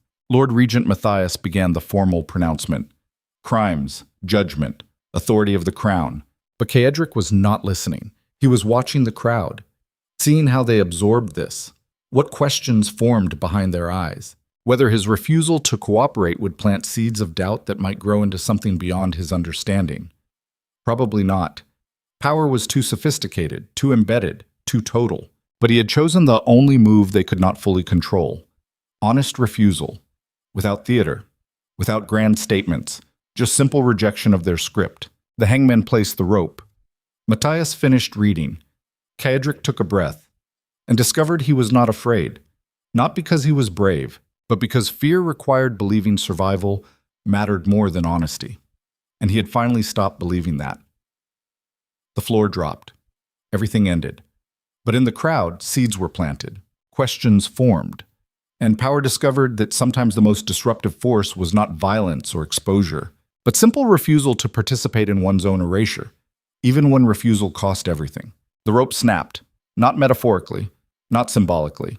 The actual hemp rope broke under Cedric's weight with a crack that echoed across the silent courtyard like a gunshot. He hit the scaffold floor hard, gasping, neck burning, but intact. The crowd erupted in chaos, shouts, screams, people surging forward. The hangman stared at the frayed rope end, face gone white. Matthias stepped forward, fury breaking through diplomatic composure. "String another rope, now!" But the crowd was no longer silent. Voices rose from every direction. "It is a sign." The rope broke. That means something. Maybe he was telling the truth. Guards formed a barrier around the scaffold as the mob energy shifted from observation to something more volatile. People who had come to witness justice now questioned what justice meant. Cedric pushed himself upright, throat raw, vision swimming. He looked at Matthias and saw genuine fear in the Lord Regent's eyes for the first time. Because this had not been scripted. This was chaos. Real chaos. A voice cut through the noise. Commander Thane standing on a wagon at the edge of the square. "Stop!" The crowd quieted slightly. She climbed down and walked through the mass of people toward the scaffold. Guards moved to block her, but she pushed past them with the authority of someone who had led armies. "Lord Regent," she said. "A word." Matthias gestured her onto the platform. They spoke quietly while Cedric remained on his knees, breathing hard, trying to process what had just happened. Thane's voice carried despite her attempt at discretion. "If you execute him now after the rope broke, you create a martyr. The crowd is already questioning. Another hanging will look like desperation. Then what do you suggest?" "Exile. Immediately.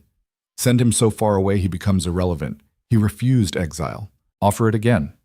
Make it clear the alternative is more public execution. He will accept." She looked at Cedric. "He will accept because he is not actually suicidal, just stubborn." Matthias considered, calculated, made the determination that living Cedric in distant exile was less dangerous than dead Cedric the martyr. "Very well," he addressed the crowd. "The crown shows mercy even to those who refuse it. Duke Ashenvale will be exiled to the southern wastes, effective immediately. He is forbidden from ever returning to the northern territories on pain of death." The crowd murmured but did not protest. Exile was punishment, just not the theatrical blood they had expected. Cedric met Thane's eyes and understood. She had saved him, not because she believed he deserved it, but because she recognized that his death in this moment would undo everything they had tried to build. Guards hauled him to his feet and dragged him from the scaffold. The crowd parted, faces showing confusion, anger, something that might have been hope. Within the hour, Cedric was on a wagon heading south with armed escort. No ceremony, no goodbye. Just immediate removal from a situation that had spiraled beyond crown control. The wagon rolled through Thornhaven's gates and into open country. Cedric sat in chains, neck still burning, mind trying to process survival he had not expected or particularly wanted. 3 days of hard travel brought them to the edge of the southern wastes, a desolate region of sand and stone where exiles were deposited and forgotten. The guards removed his chains, gave him a water skin and basic supplies, and rode away without ceremony. Cedric stood in the desert, alone, watching the wagon disappear into heat shimmer. He should have felt relief. He had survived, avoided execution, been granted the mercy he refused. Instead, he felt hollow, because survival without purpose was just slower dying. He walked south for hours, no destination in mind, just movement. The sun beat down mercilessly. Sand stretched in every direction. This was where people were sent to disappear. And for 3 weeks, he did exactly that. He found a settlement of other exiles. Criminals, deposed nobles, people the kingdom wanted forgotten. They had built a rough community around a desert oasis. Survival through cooperation in a place where individual strength meant nothing against the environment. Cedric worked alongside them, hauled water, repaired shelters, said little, kept to himself. At night he stared at stars and wondered if Alara was still documenting testimony, if Thane was changing systems from within, if the seeds of doubt he planted had grown into anything meaningful. Probably not. Power was too sophisticated, too embedded, but uncertainty was better than the false certainty he had died believing. On the 23rd day, riders appeared on the northern horizon. The settlement went on alert. Riders usually meant trouble. Tax collectors or bounty hunters, or worse. But as they approached, Cedric recognized the lead horse, Alara. She dismounted before the horse fully stopped, ran to him, and hit him hard across the face. "You bastard!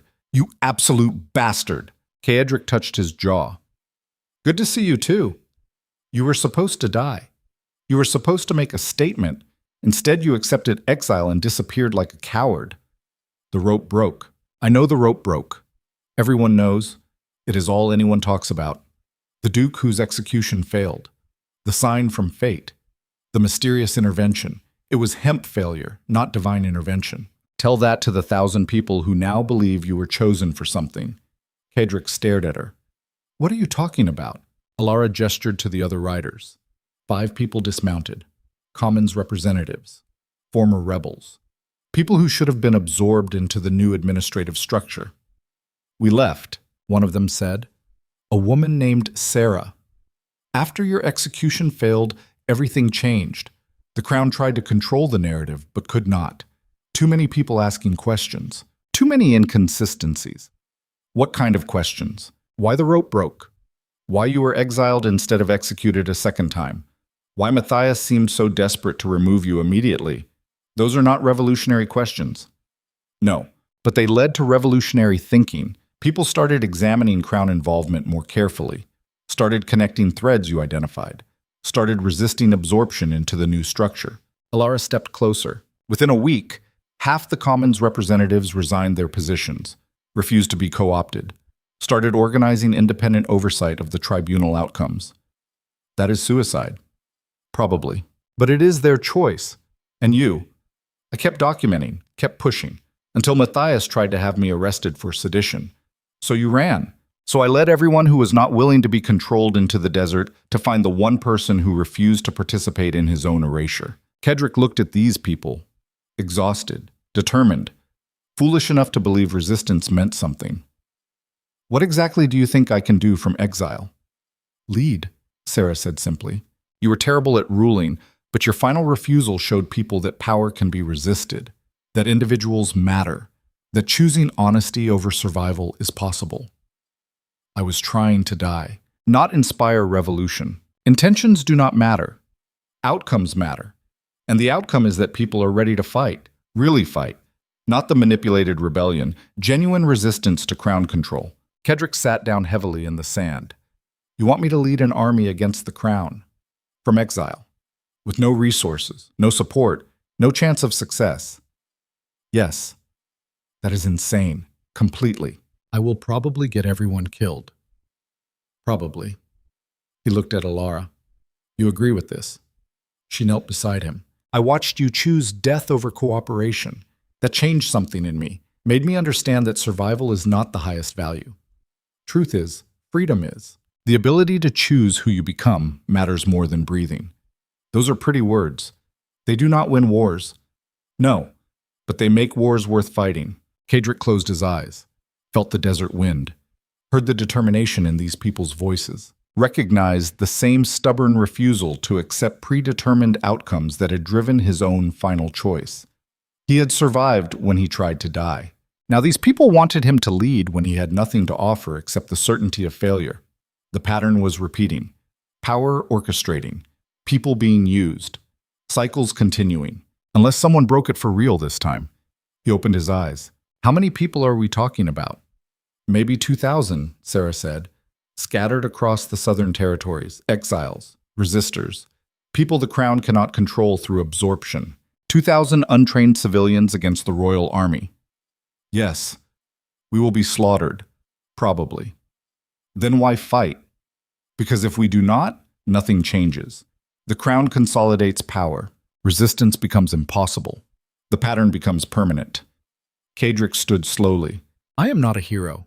I am not even particularly good. Everything I touch turns to violence and death. We know, Alara said. We are choosing you anyway. Why? Because good people get absorbed. Complicated people who refuse scripts are harder to control. That is terrible logic. It is human logic. Kedrick looked at each face, saw the exhaustion, the determination, the desperate hope that maybe this time would be different. He should refuse, should tell them to run, should let them live whatever lives were possible in this desert exile. But he had already tried dying for principle, and the universe had rejected that choice by breaking a rope. Maybe survival required trying to live for something instead. Fine. But we do this differently. No grand rebellion, no marching armies, guerrilla resistance, hit supply lines, disrupt communication, make crown control expensive and exhausting. Sarah nodded. We have people positioned throughout the kingdom, ready to act. And when the crown sends armies to crush us, we disappear into terrain they cannot navigate. We become ghosts. We make them fight shadows. For how long? Until enough people question. Until the crown's grip weakens, until structural change becomes possible, or until we all die. Or that. Kedrick looked at Alara. You understand this means more death, more suffering, more of everything I was trying to stop. I understand this means choosing to fight rather than accept. That is different. Not to the people who die. Maybe. But at least they die choosing. The settlement provided what limited resources it could. Weapons, supplies, maps, information about crown movements. Within days, the resistance began to organize, not as traditional army, as distributed network. Small cells operating independently, attacking where the crown was weakest, vanishing before retaliation. Kedrick found himself leading again, but different this time. Not through fear, not through control, through shared purpose and honest acknowledgement of terrible odds. The first strike hit a supply convoy heading to the northern garrisons. Quick, brutal, effective. Food and weapons redistributed to settlements that needed them. The second hit communication lines. Messages intercepted, orders disrupted. Crown coordination degraded. The third targeted tax collectors in the southern provinces. Money seized. Corruption exposed. Local populations beginning to question crown authority. Each action was small, each victory temporary. But collectively they created friction, made crown control expensive, made people question whether power was as absolute as it appeared. Matthias responded with predictable force, sent armies south, burned suspected rebel settlements, executed anyone caught assisting resistance. But guerrilla warfare did not care about predictable force. For every settlement burned, 2 more populations radicalized. For every rebel killed, 5 more joined. The crown was fighting an enemy it could not see or contain. 3 months into the resistance, Kedrick stood on a cliff overlooking a valley where crown forces had massacred an entire village suspected of harboring rebels. Ilara stood beside him, documenting the atrocity with cold precision. 43 dead, she said quietly. Mostly women and children. The men were already with our forces. This is my fault. No, this is the crown's choice. They could negotiate. They could reform. They choose massacre. Because I gave them an enemy to fight. You gave people a choice. The crown's response reveals their nature. Kedrick watched smoke rise from the burning village. How many more will die before this ends? All of us, probably. Then why continue? Because some things are worth dying for. You taught me that when you refused their script. I was trying to make them execute me, not inspire revolution. History does not care about intentions. They stood in silence as the sun set over devastation. That night, scouts brought news. Lord Regent Matthias was personally leading a force of 5,000 soldiers into the southern territories. Professional troops, experienced commanders, overwhelming force designed to crush resistance permanently. The council gathered in a cave system that served as temporary headquarters. Sarah presented the intelligence. They march in standard formation, heavy infantry, cavalry support, supply train. They expect traditional battle. Which we will not give them, another commander said. Kedrick studied the maps. 5,000 soldiers in desert terrain they do not know. Supply lines stretched. Water scarce. We could hit the supply train, Sarah suggested. Force them to retreat. Or we could give them the battle they expect. Everyone looked at him. Ilara spoke carefully. We have maybe 1,500 fighters, poorly trained, lightly armed, against professional soldiers. I know. Then why even suggest it? Because Matthias is there personally. If we can kill or capture the Lord Regent, we decapitate crown coordination, create genuine chaos instead of managed resistance. That is suicide. It is opportunity. The council argued for hours. Some wanted guerrilla tactics.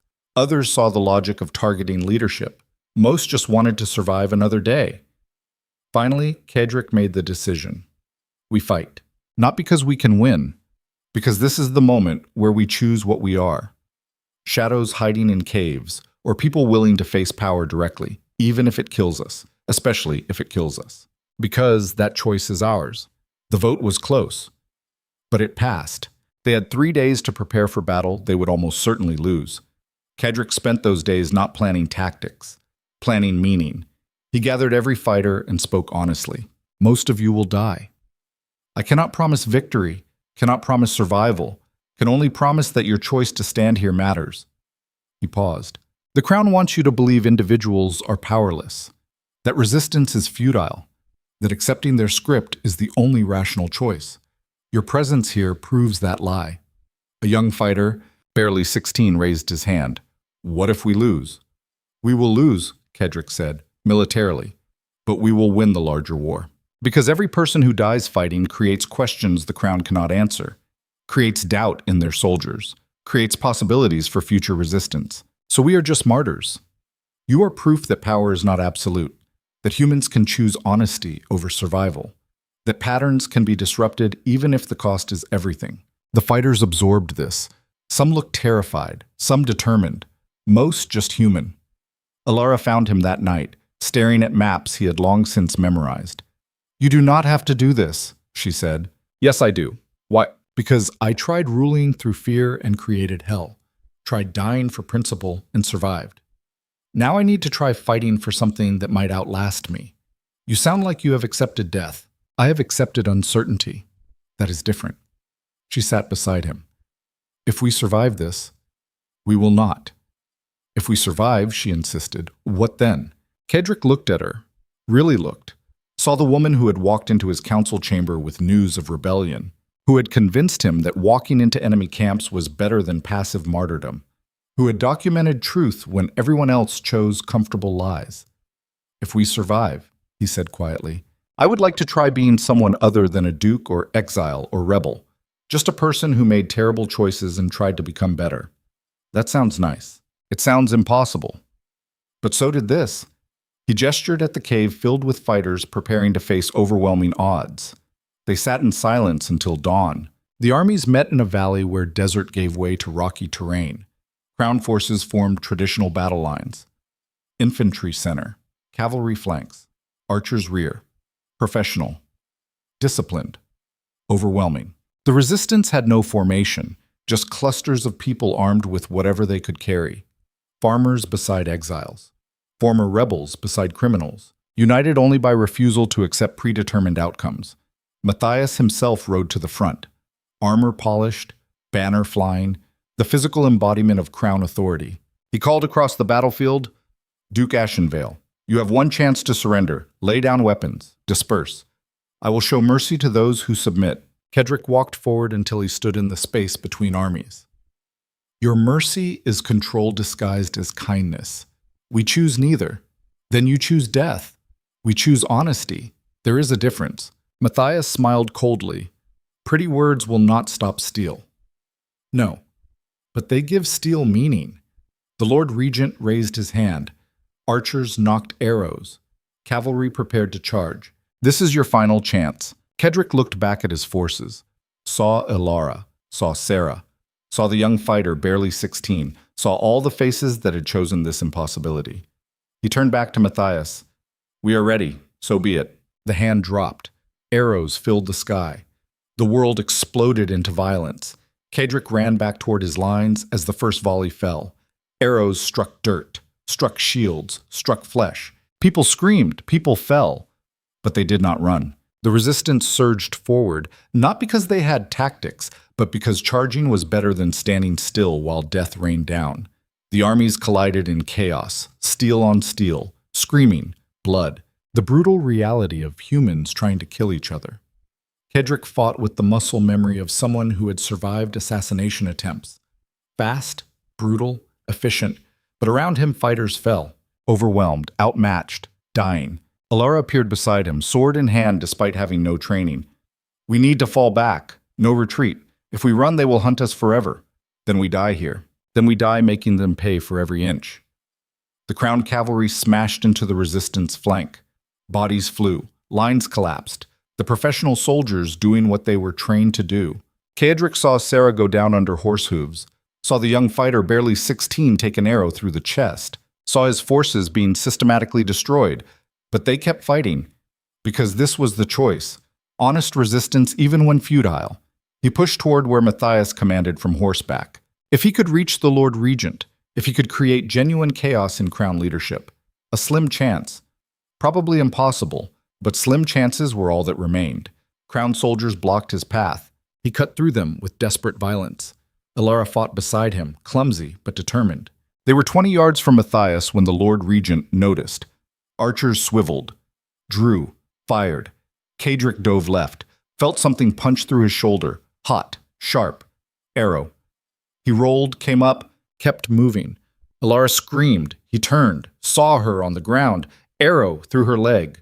The choice crystallized instantly. Reach Matthias or save Alara. Kedrick grabbed her and ran toward the rocky outcropping at the valley edge. Crown soldiers pursued. Arrows fell. He made it to cover, dragged Alara behind stone, broke the arrow shaft and pulled it through. She screamed again but did not pass out. Around them the battle continued. their forces being slaughtered, crown victory inevitable. But not complete yet. Kedrick looked at Alara. Blood, pain, determination still burning in her eyes. "We lost," she gasped. "Not yet. We are dying. Everyone dies. The question is what it means." He checked his weapons. 1 sword, 2 daggers, the arrow in his shoulder limiting his movement, against 5,000 soldiers. Alara grabbed his arm. "What are you doing? Giving this ending meaning. By dying. By refusing to let them control the narrative one final time." He stood, looked out at the battlefield, saw Matthias still commanding from horseback, saw the crown forces mopping up resistance, saw the exact moment when victory made them careless. Kedrick ran, not toward safety, toward Matthias. One last impossible charge, one last refusal to accept predetermined outcomes. Crown soldiers turned, saw him coming, raised weapons. But he was faster, desperate, beyond caring about survival.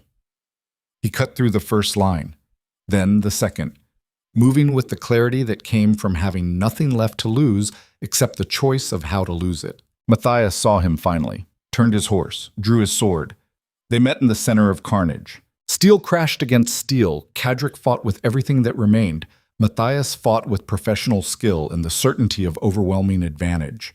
Around them, the battle slowed, soldiers watching, waiting. The Lord Regent drove Kedrick back, opened a cut across his ribs, another across his thigh. "You cannot win," Matthias said. "You could never win." Kedrick blocked, countered, drove his blade toward the gap in Matthias's armor. Winning is not the point. Then what is? This. He lunged, not the technically correct move, the desperate move, the move that sacrificed defense for one final strike. Matthias's sword caught him through the side, but Kedrick's blade found throat. They fell together. The battlefield went silent. Kedrick lay in mud and blood, vision dimming. He could feel his life draining, could feel the end approaching, but he could also see Matthias beside him, eyes wide, hands clutching the wound that would kill him. The Lord Regent who had orchestrated everything, dying beside the Duke who had refused to be scripted. Soldiers surrounded them, crown forces, resistance remnants, everyone staring at the impossible scene. Kedrick looked up at the sky, felt rain beginning to fall, and smiled. Because he had finally done it, broken the pattern, not by exposing corruption, not by inspiring revolution, but by forcing power to kill him in a way that raised every question they wanted buried. Why did the Duke charge alone? Why did he target the Lord Regent specifically? Why did he smile while dying? Questions that would echo, that would create doubt, that would maybe, possibly, create space for something different. Alara reached him somehow, crawled through the battlefield, blood, pain, tears. "You did it," she whispered. "Did what?" "Gave it meaning." He tried to speak, could not. The rain fell harder. Around them, soldiers began to lower weapons, not in surrender, in confused uncertainty about what happened next. Because the script was broken, the narrative disrupted, the careful orchestration shattered by one man's refusal to be controlled even in death. Kedrick's vision faded. He saw Alara's face, saw the sky, saw the resistance fighters still standing, saw the impossible moment when power lost certainty. And then he saw nothing. But the questions remained, growing, spreading, becoming the seeds of change that might outlast any single life. Kedrick woke to the smell of herbs and smoke. Pain came next. Sharp, immediate. Radiating from his side, his shoulder, his ribs. Every breath felt like knives scraping against bone. He tried to move, discovered his body would not obey. Hands wrapped in bandages, chest bound tight. Something bitter coating his tongue. Alara's face appeared above him, gaunt, exhausted, alive. "Do not move. You will tear the stitches." Her voice sounded distant, underwater. He tried to speak but managed only a rasp. "Where?" "Cave system. 2 days south of the battlefield. You have been unconscious for 6 days. Matthias. Dead." "You killed him!" The memory returned in fragments. The charge. The final strike. The Lord Regent's eyes going wide as steel found throat. "Our forces." 300 survived, maybe less. Still counting. 300 from 1,500. The math was brutal. But it was survival, which was more than he had expected. Why am I alive? Because I dragged you off that battlefield while everyone else stood around staring. Because resistance medics worked through the night, keeping you breathing. Because apparently you are too stubborn to die properly. Kedrick almost smiled. It hurt.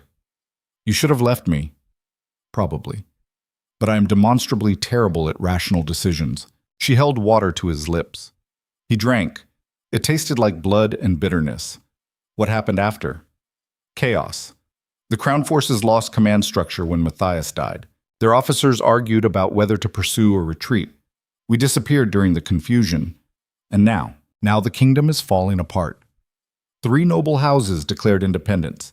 The king recalled armies to the capital. Regional governors are negotiating with local populations. Everything you predicted about power being fragile is manifesting. So we won. Alara set down the water. We survived. That is not the same thing.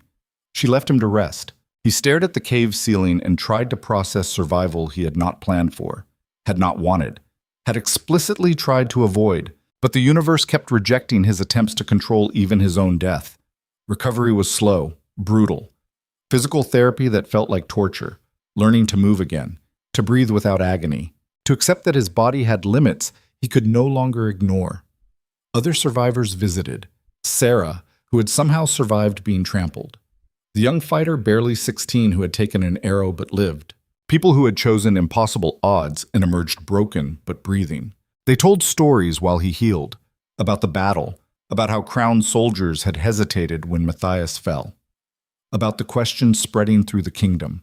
Why did the Lord Regent die fighting a disgraced duke? What had he been so desperate to suppress? What did the crown fear enough to massacre civilians? The narrative Matthias had tried to control was unraveling, not because of grand revelation, because of accumulated doubt, tiny questions multiplying into systemic uncertainty. Power had lost its certainty, and uncertainty was the crack through which change might enter. 3 weeks after the battle, Kedrick could walk without assistance. He made his way through the cave system to where the resistance had established temporary headquarters. Alara worked at a makeshift desk, documenting testimony from survivors. She looked up when he entered. You should be resting. I have rested enough. Your body disagrees. My body has been wrong about many things. She gestured to a stool. He sat carefully. What happens now? He asked. That depends on what you want. I want to stop hurting. I want to undo every terrible choice. I want my sister alive. I want 1,000 impossible things. Practically speaking, I have no idea. I was supposed to die heroically. Survival was not part of the plan. Alara set down her pen. The resistance is fragmenting. Some want to keep fighting. Others want to negotiate with regional powers. Most just want to go home and rebuild whatever lives remain. What do you recommend? That we stop being a resistance and become something else. Like what? A movement, not for conquest or revenge, for accountability, for documentation, for making sure what happened here gets remembered accurately. That sounds like slow work. It is the only kind that lasts. Kedrick looked at her, really looked, saw the scars, the exhaustion, the determination that had carried her through battlefield and chaos and documentation of horrors. Why do you keep doing this? She met his eyes. Because someone has to. Because my brother died believing honor mattered. Because you showed me that choosing principle over survival is possible. Because if I stop now, everything becomes meaningless. And if the crown sends more armies, then we document that too. Record the violence, make sure future generations understand the cost of power without accountability.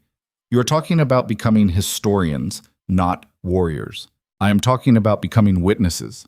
That is more dangerous than warfare.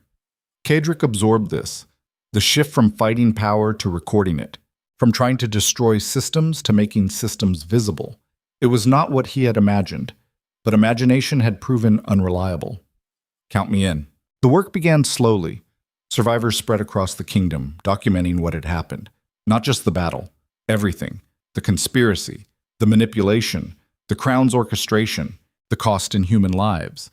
They interviewed villagers whose homes had burned, soldiers who had followed orders they knew were wrong, noble families who had participated in schemes for power, commons who had been crushed between competing authorities.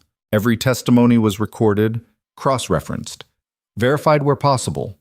The truth was messy, complicated, often contradictory, but it was real in ways that official narratives never achieved. Kadrick participated when his body allowed, traveling to villages he had destroyed, listening to people describe what his policies had cost them, absorbing the weight of choices he could never undo. A woman in a burned village showed him where her children had died. You ordered this, she said. Not a question. Statement of fact. Yes. Why? Because I believed your village harbored assassins. I was wrong.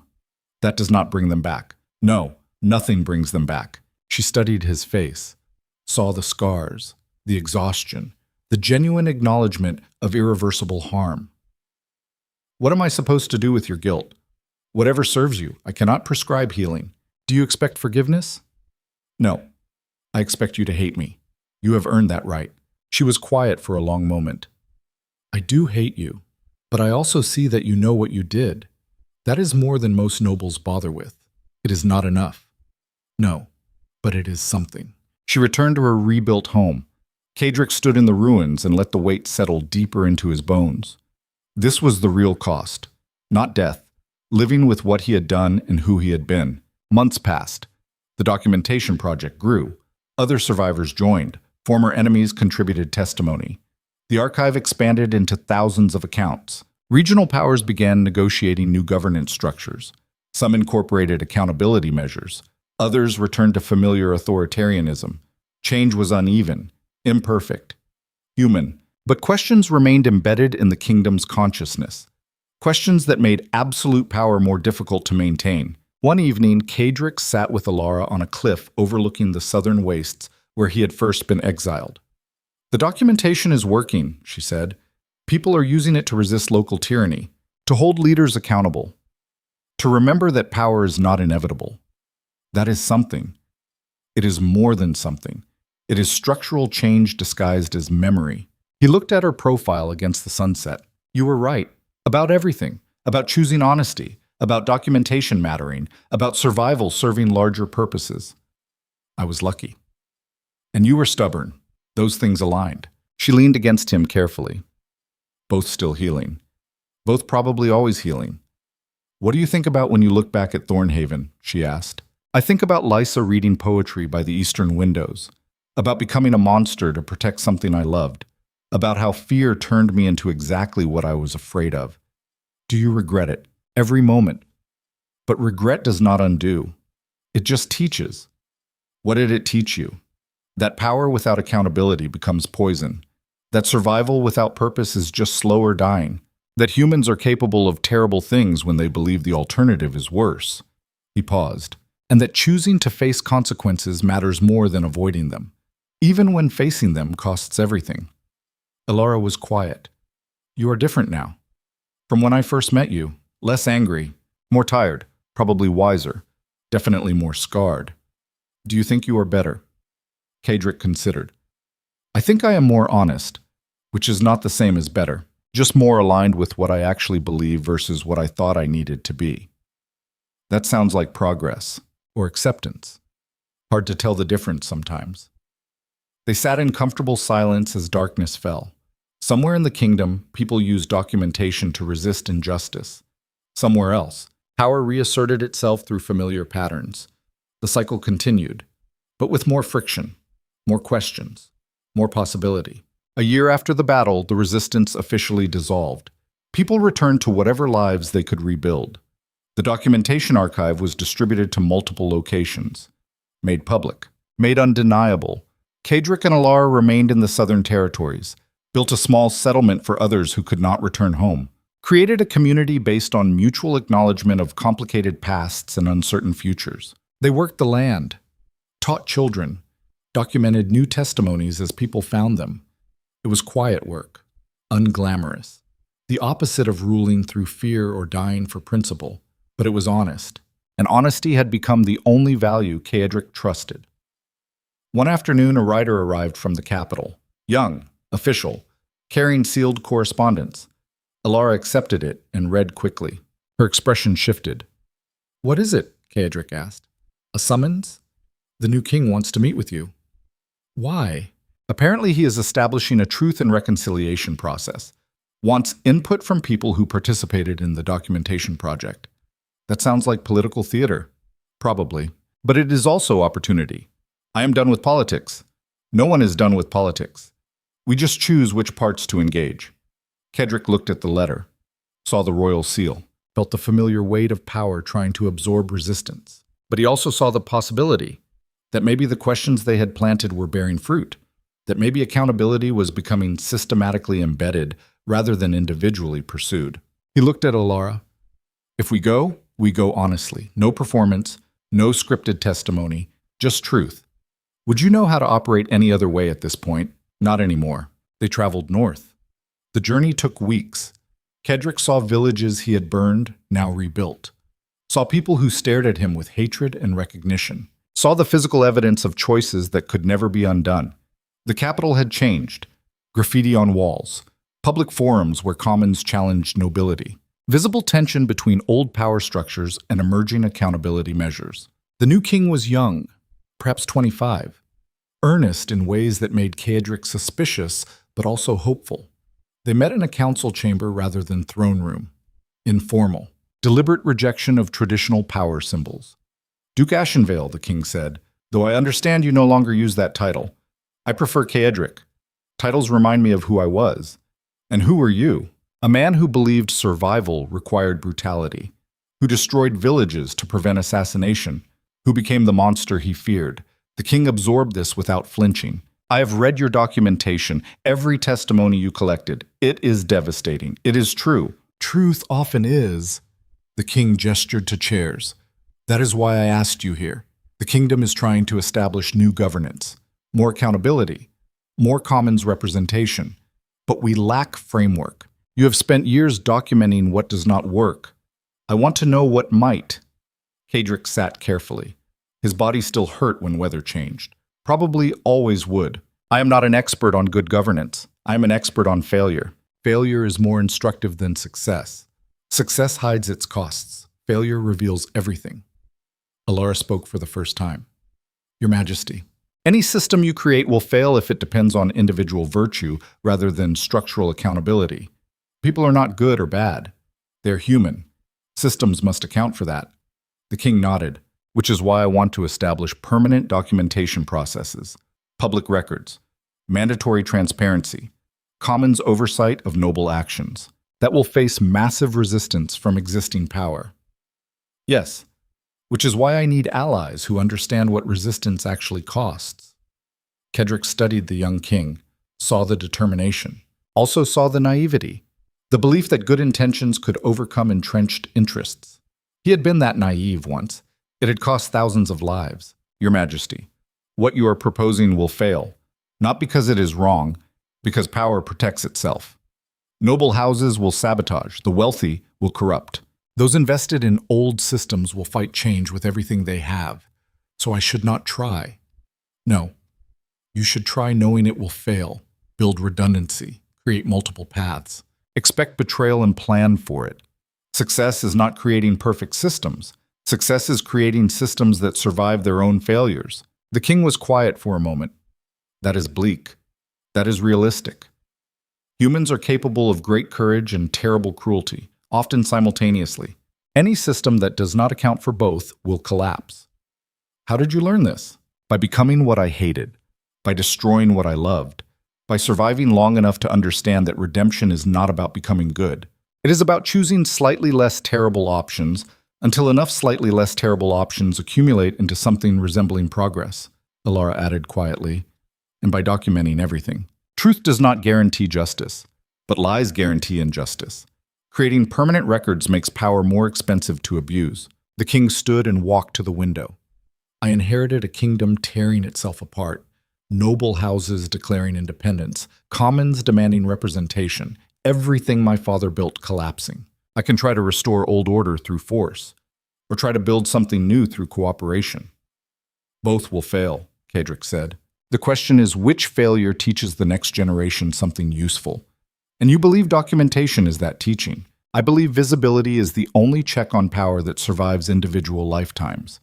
Laws can be changed, leaders can be corrupted. But recorded truth remains, creates friction, makes certain lies too expensive to maintain. The king turned back. Will you help establish these systems?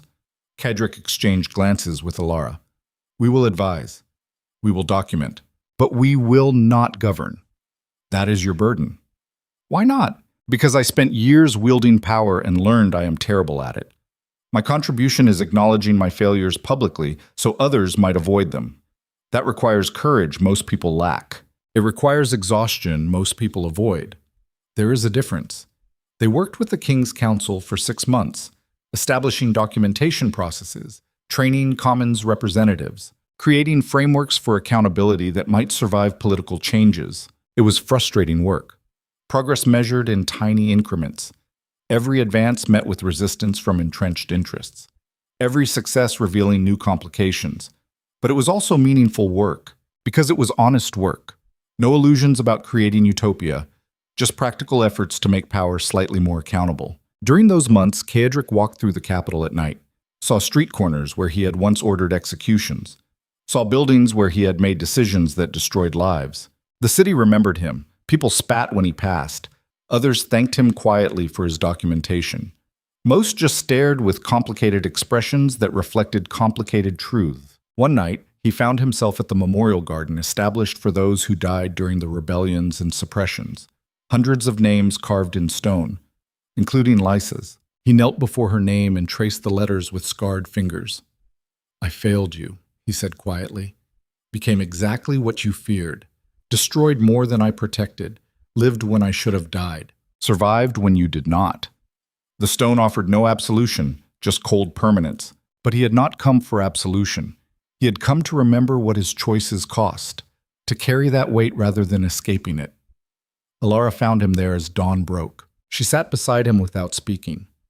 Finally, you know she would not have wanted you to torture yourself forever. She would have wanted me to be better. I was not. You became better. Eventually. That counts. Does it? The people I killed remain dead. The villages remain burned. The suffering remains irreversible. Yes. But you chose to face it, to document it, to spend whatever life remains making sure it gets remembered accurately. That is more than most powerful people ever do. Kedrick looked at Lysa's name. I think about what she would say about all of this. The violence, the resistance, the survival. What do you think she would say? That I was a stubborn idiot who took the longest possible path to learning what she tried to teach me when we were young, which was that power is not strength, that vulnerability is not weakness, that the bravest thing humans do is admit when they are wrong and try to become better anyway. He stood slowly. She was right, and I was too afraid to listen. They left the garden as the city woke around them, people beginning another day, most unaware of the complicated histories that shaped their present, most just trying to survive. But some carried questions, some demanded answers, some used documentation to resist injustice in their immediate context. And that was enough. Not redemption, not absolution, just human beings trying to build slightly better systems using lessons written in blood and testimony. When the framework was established and training completed, Kedrick and Alara prepared to return south. The king met them privately before departure. The systems you help build will face immediate sabotage. You know this. Yes. So why build them? Because failure is not binary. These systems will fail. But their failure will be documented. We'll teach the next iteration. We'll create friction that makes absolute power more difficult. That is a very long game. Change is always a long game, always a long. People who promise quick transformation are selling fantasies. The king handed Kedrick a sealed document. Full pardon for all crimes. Restoration of noble title if you want it. Recognition of service to the kingdom. Kedrick did not open it. I do not want pardon. I want acknowledgement. I committed those crimes. They should remain part of public record, even if it costs you, especially if it costs me. That is the entire point. He handed the document back. Keep the pardon. Remember instead that power without accountability destroyed more lives than any rebellion. That seems more useful. The young king accepted the document back. You are not what I expected. What did you expect? A monster or a hero, something simple. Kedrick almost smiled.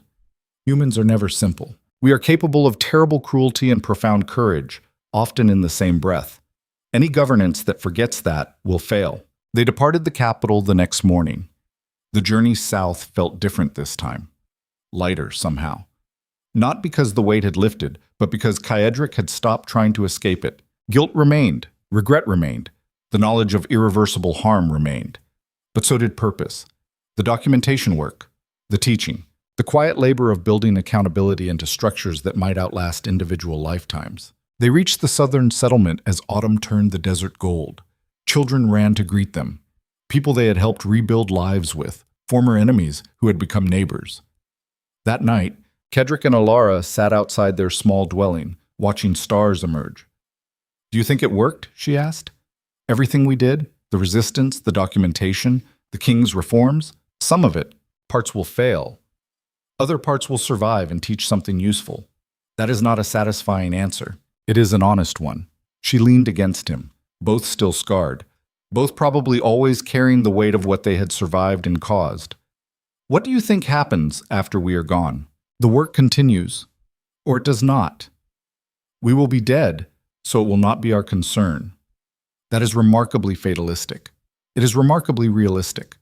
We do what we can with the time we have. The rest is other people's responsibility. Alara was quiet. "I think your sister would be proud of who you became. Eventually. I think she would be disappointed it took so long and cost so much. Probably both. Definitely both." They sat in comfortable silence. Around them, the settlement settled into evening rhythms. People cooking, children playing, the ordinary sounds of humans building lives together. It was not dramatic, not heroic, not the ending Kaedric had imagined during any phase of his complicated journey, but it was honest. And after years of performance, manipulation, and survival, honesty felt like the only victory worth claiming. The stars turned overhead. The desert wind carried the smell of cooking fires and growing things. Somewhere in the kingdom, the systems they built faced sabotage. Somewhere else, people used documentation to resist local tyranny. The pattern continued. Never broken. Just complicated. Made more expensive. Given more friction. And that was enough. Not redemption. Not absolution. Just the acknowledgement that humans were messy, complicated creatures, capable of terrible choices and genuine growth, often simultaneously. Kaedric had spent years trying to control outcomes, to force certainty through violence, to survive at any cost. He had learned finally that control was illusion, certainty was fantasy, and survival without honesty was just elaborate dying. So he chose honesty, chose acknowledgement, chose to build small, imperfect things with people who understood that progress was measured in generations rather than lifetimes. Chose to carry the weight of what he had done rather than escaping it. Chose to live with complexity rather than demanding simple narratives. And in those choices, found something that resembled peace. Not happiness, not satisfaction. Just the quiet recognition that he was finally aligned with what he actually believed rather than what fear demanded. The night deepened. Stars multiplied. Alara fell asleep against his shoulder. Kedrick remained awake, watching, remembering, carrying. Somewhere in memory, Lysa read poetry by Eastern windows, smiled at jokes he no longer remembered, represented everything good he had failed to protect, but also everything that had driven him to eventually become someone capable of choosing honesty over survival. Her death had destroyed him. Her memory had rebuilt him. Both were true simultaneously. And truth he had learned was always complicated, always messy, always human. He looked at the settlement, at people sleeping safely because of structures built through cooperation rather than domination, at children who would inherit documentation that made certain lies more expensive, at the small, imperfect community they had created from survivors and former enemies. It was not redemption, but it was something, a legacy not of conquest or heroism, but of acknowledgement, of choosing to face consequences, of building accountability into systems that might survive their creators. Small work, unglamorous work, the kind that never appeared in songs or legends, but the kind that lasted, that taught, that mattered in ways grand gestures never could. Kedrick carried Alara inside carefully, laid her down, covered her with blankets, stood at the doorway, looking out at the desert and the stars and the quiet settlement. This was the resolution, not triumph, not tragedy, just human beings doing the hard work of learning from failures and building slightly better options for whoever came next. He thought about the young king trying to reform governance, About the systems they had built that would partially fail, about the documentation that would survive and teach future generations, about all the people who had died. The villages burned, the choices that could never be undone, about choosing to carry that weight rather than escaping it, about finding purpose not in redemption but in honest acknowledgement. The wind shifted, carried the smell of rain approaching. The desert needed water, the settlement needed crops, life needed continuation. And Caedric Ashenvale, former duke, failed ruler, reluctant survivor, had finally learned that continuation mattered more than perfection, that humans were always works in progress, that the bravest choice was admitting failure and trying anyway, that love was not about possession or control, but about witnessing and being witnessed, that power was not strength, but responsibility, that truth was messy but essential, that redemption was a fantasy but growth was possible. He closed the door, lay down beside Alara, felt the familiar pain in scarred ribs and damaged shoulder, felt also the unfamiliar sensation of being aligned with his own choices, of having nothing left to prove or escape or control, of finally, after years of violence and survival and complicated reckoning, being simply human, flawed, scarred, carrying irreversible harm, but honest, accountable, building something that might outlast individual lifetimes. And in that small achievement, he found the only peace that mattered, not the peace of absolution or forgetting, but the peace of acknowledgement and continuation, the peace of choosing truth over comfort, the peace of being seen fully and accepted anyway, the peace that came from finally understanding that perfection was impossible, but effort was meaningful. He closed his eyes. Tomorrow would bring work, documentation, teaching, the slow labor of building accountability. But tonight, he allowed himself to simply be. A man who had made terrible choices and faced their consequences. A man who had survived when he tried to die. A man who had learned that the only redemption was choosing honesty and building something better. Not for himself, for whoever came after. And that was enough, more than enough. It was everything.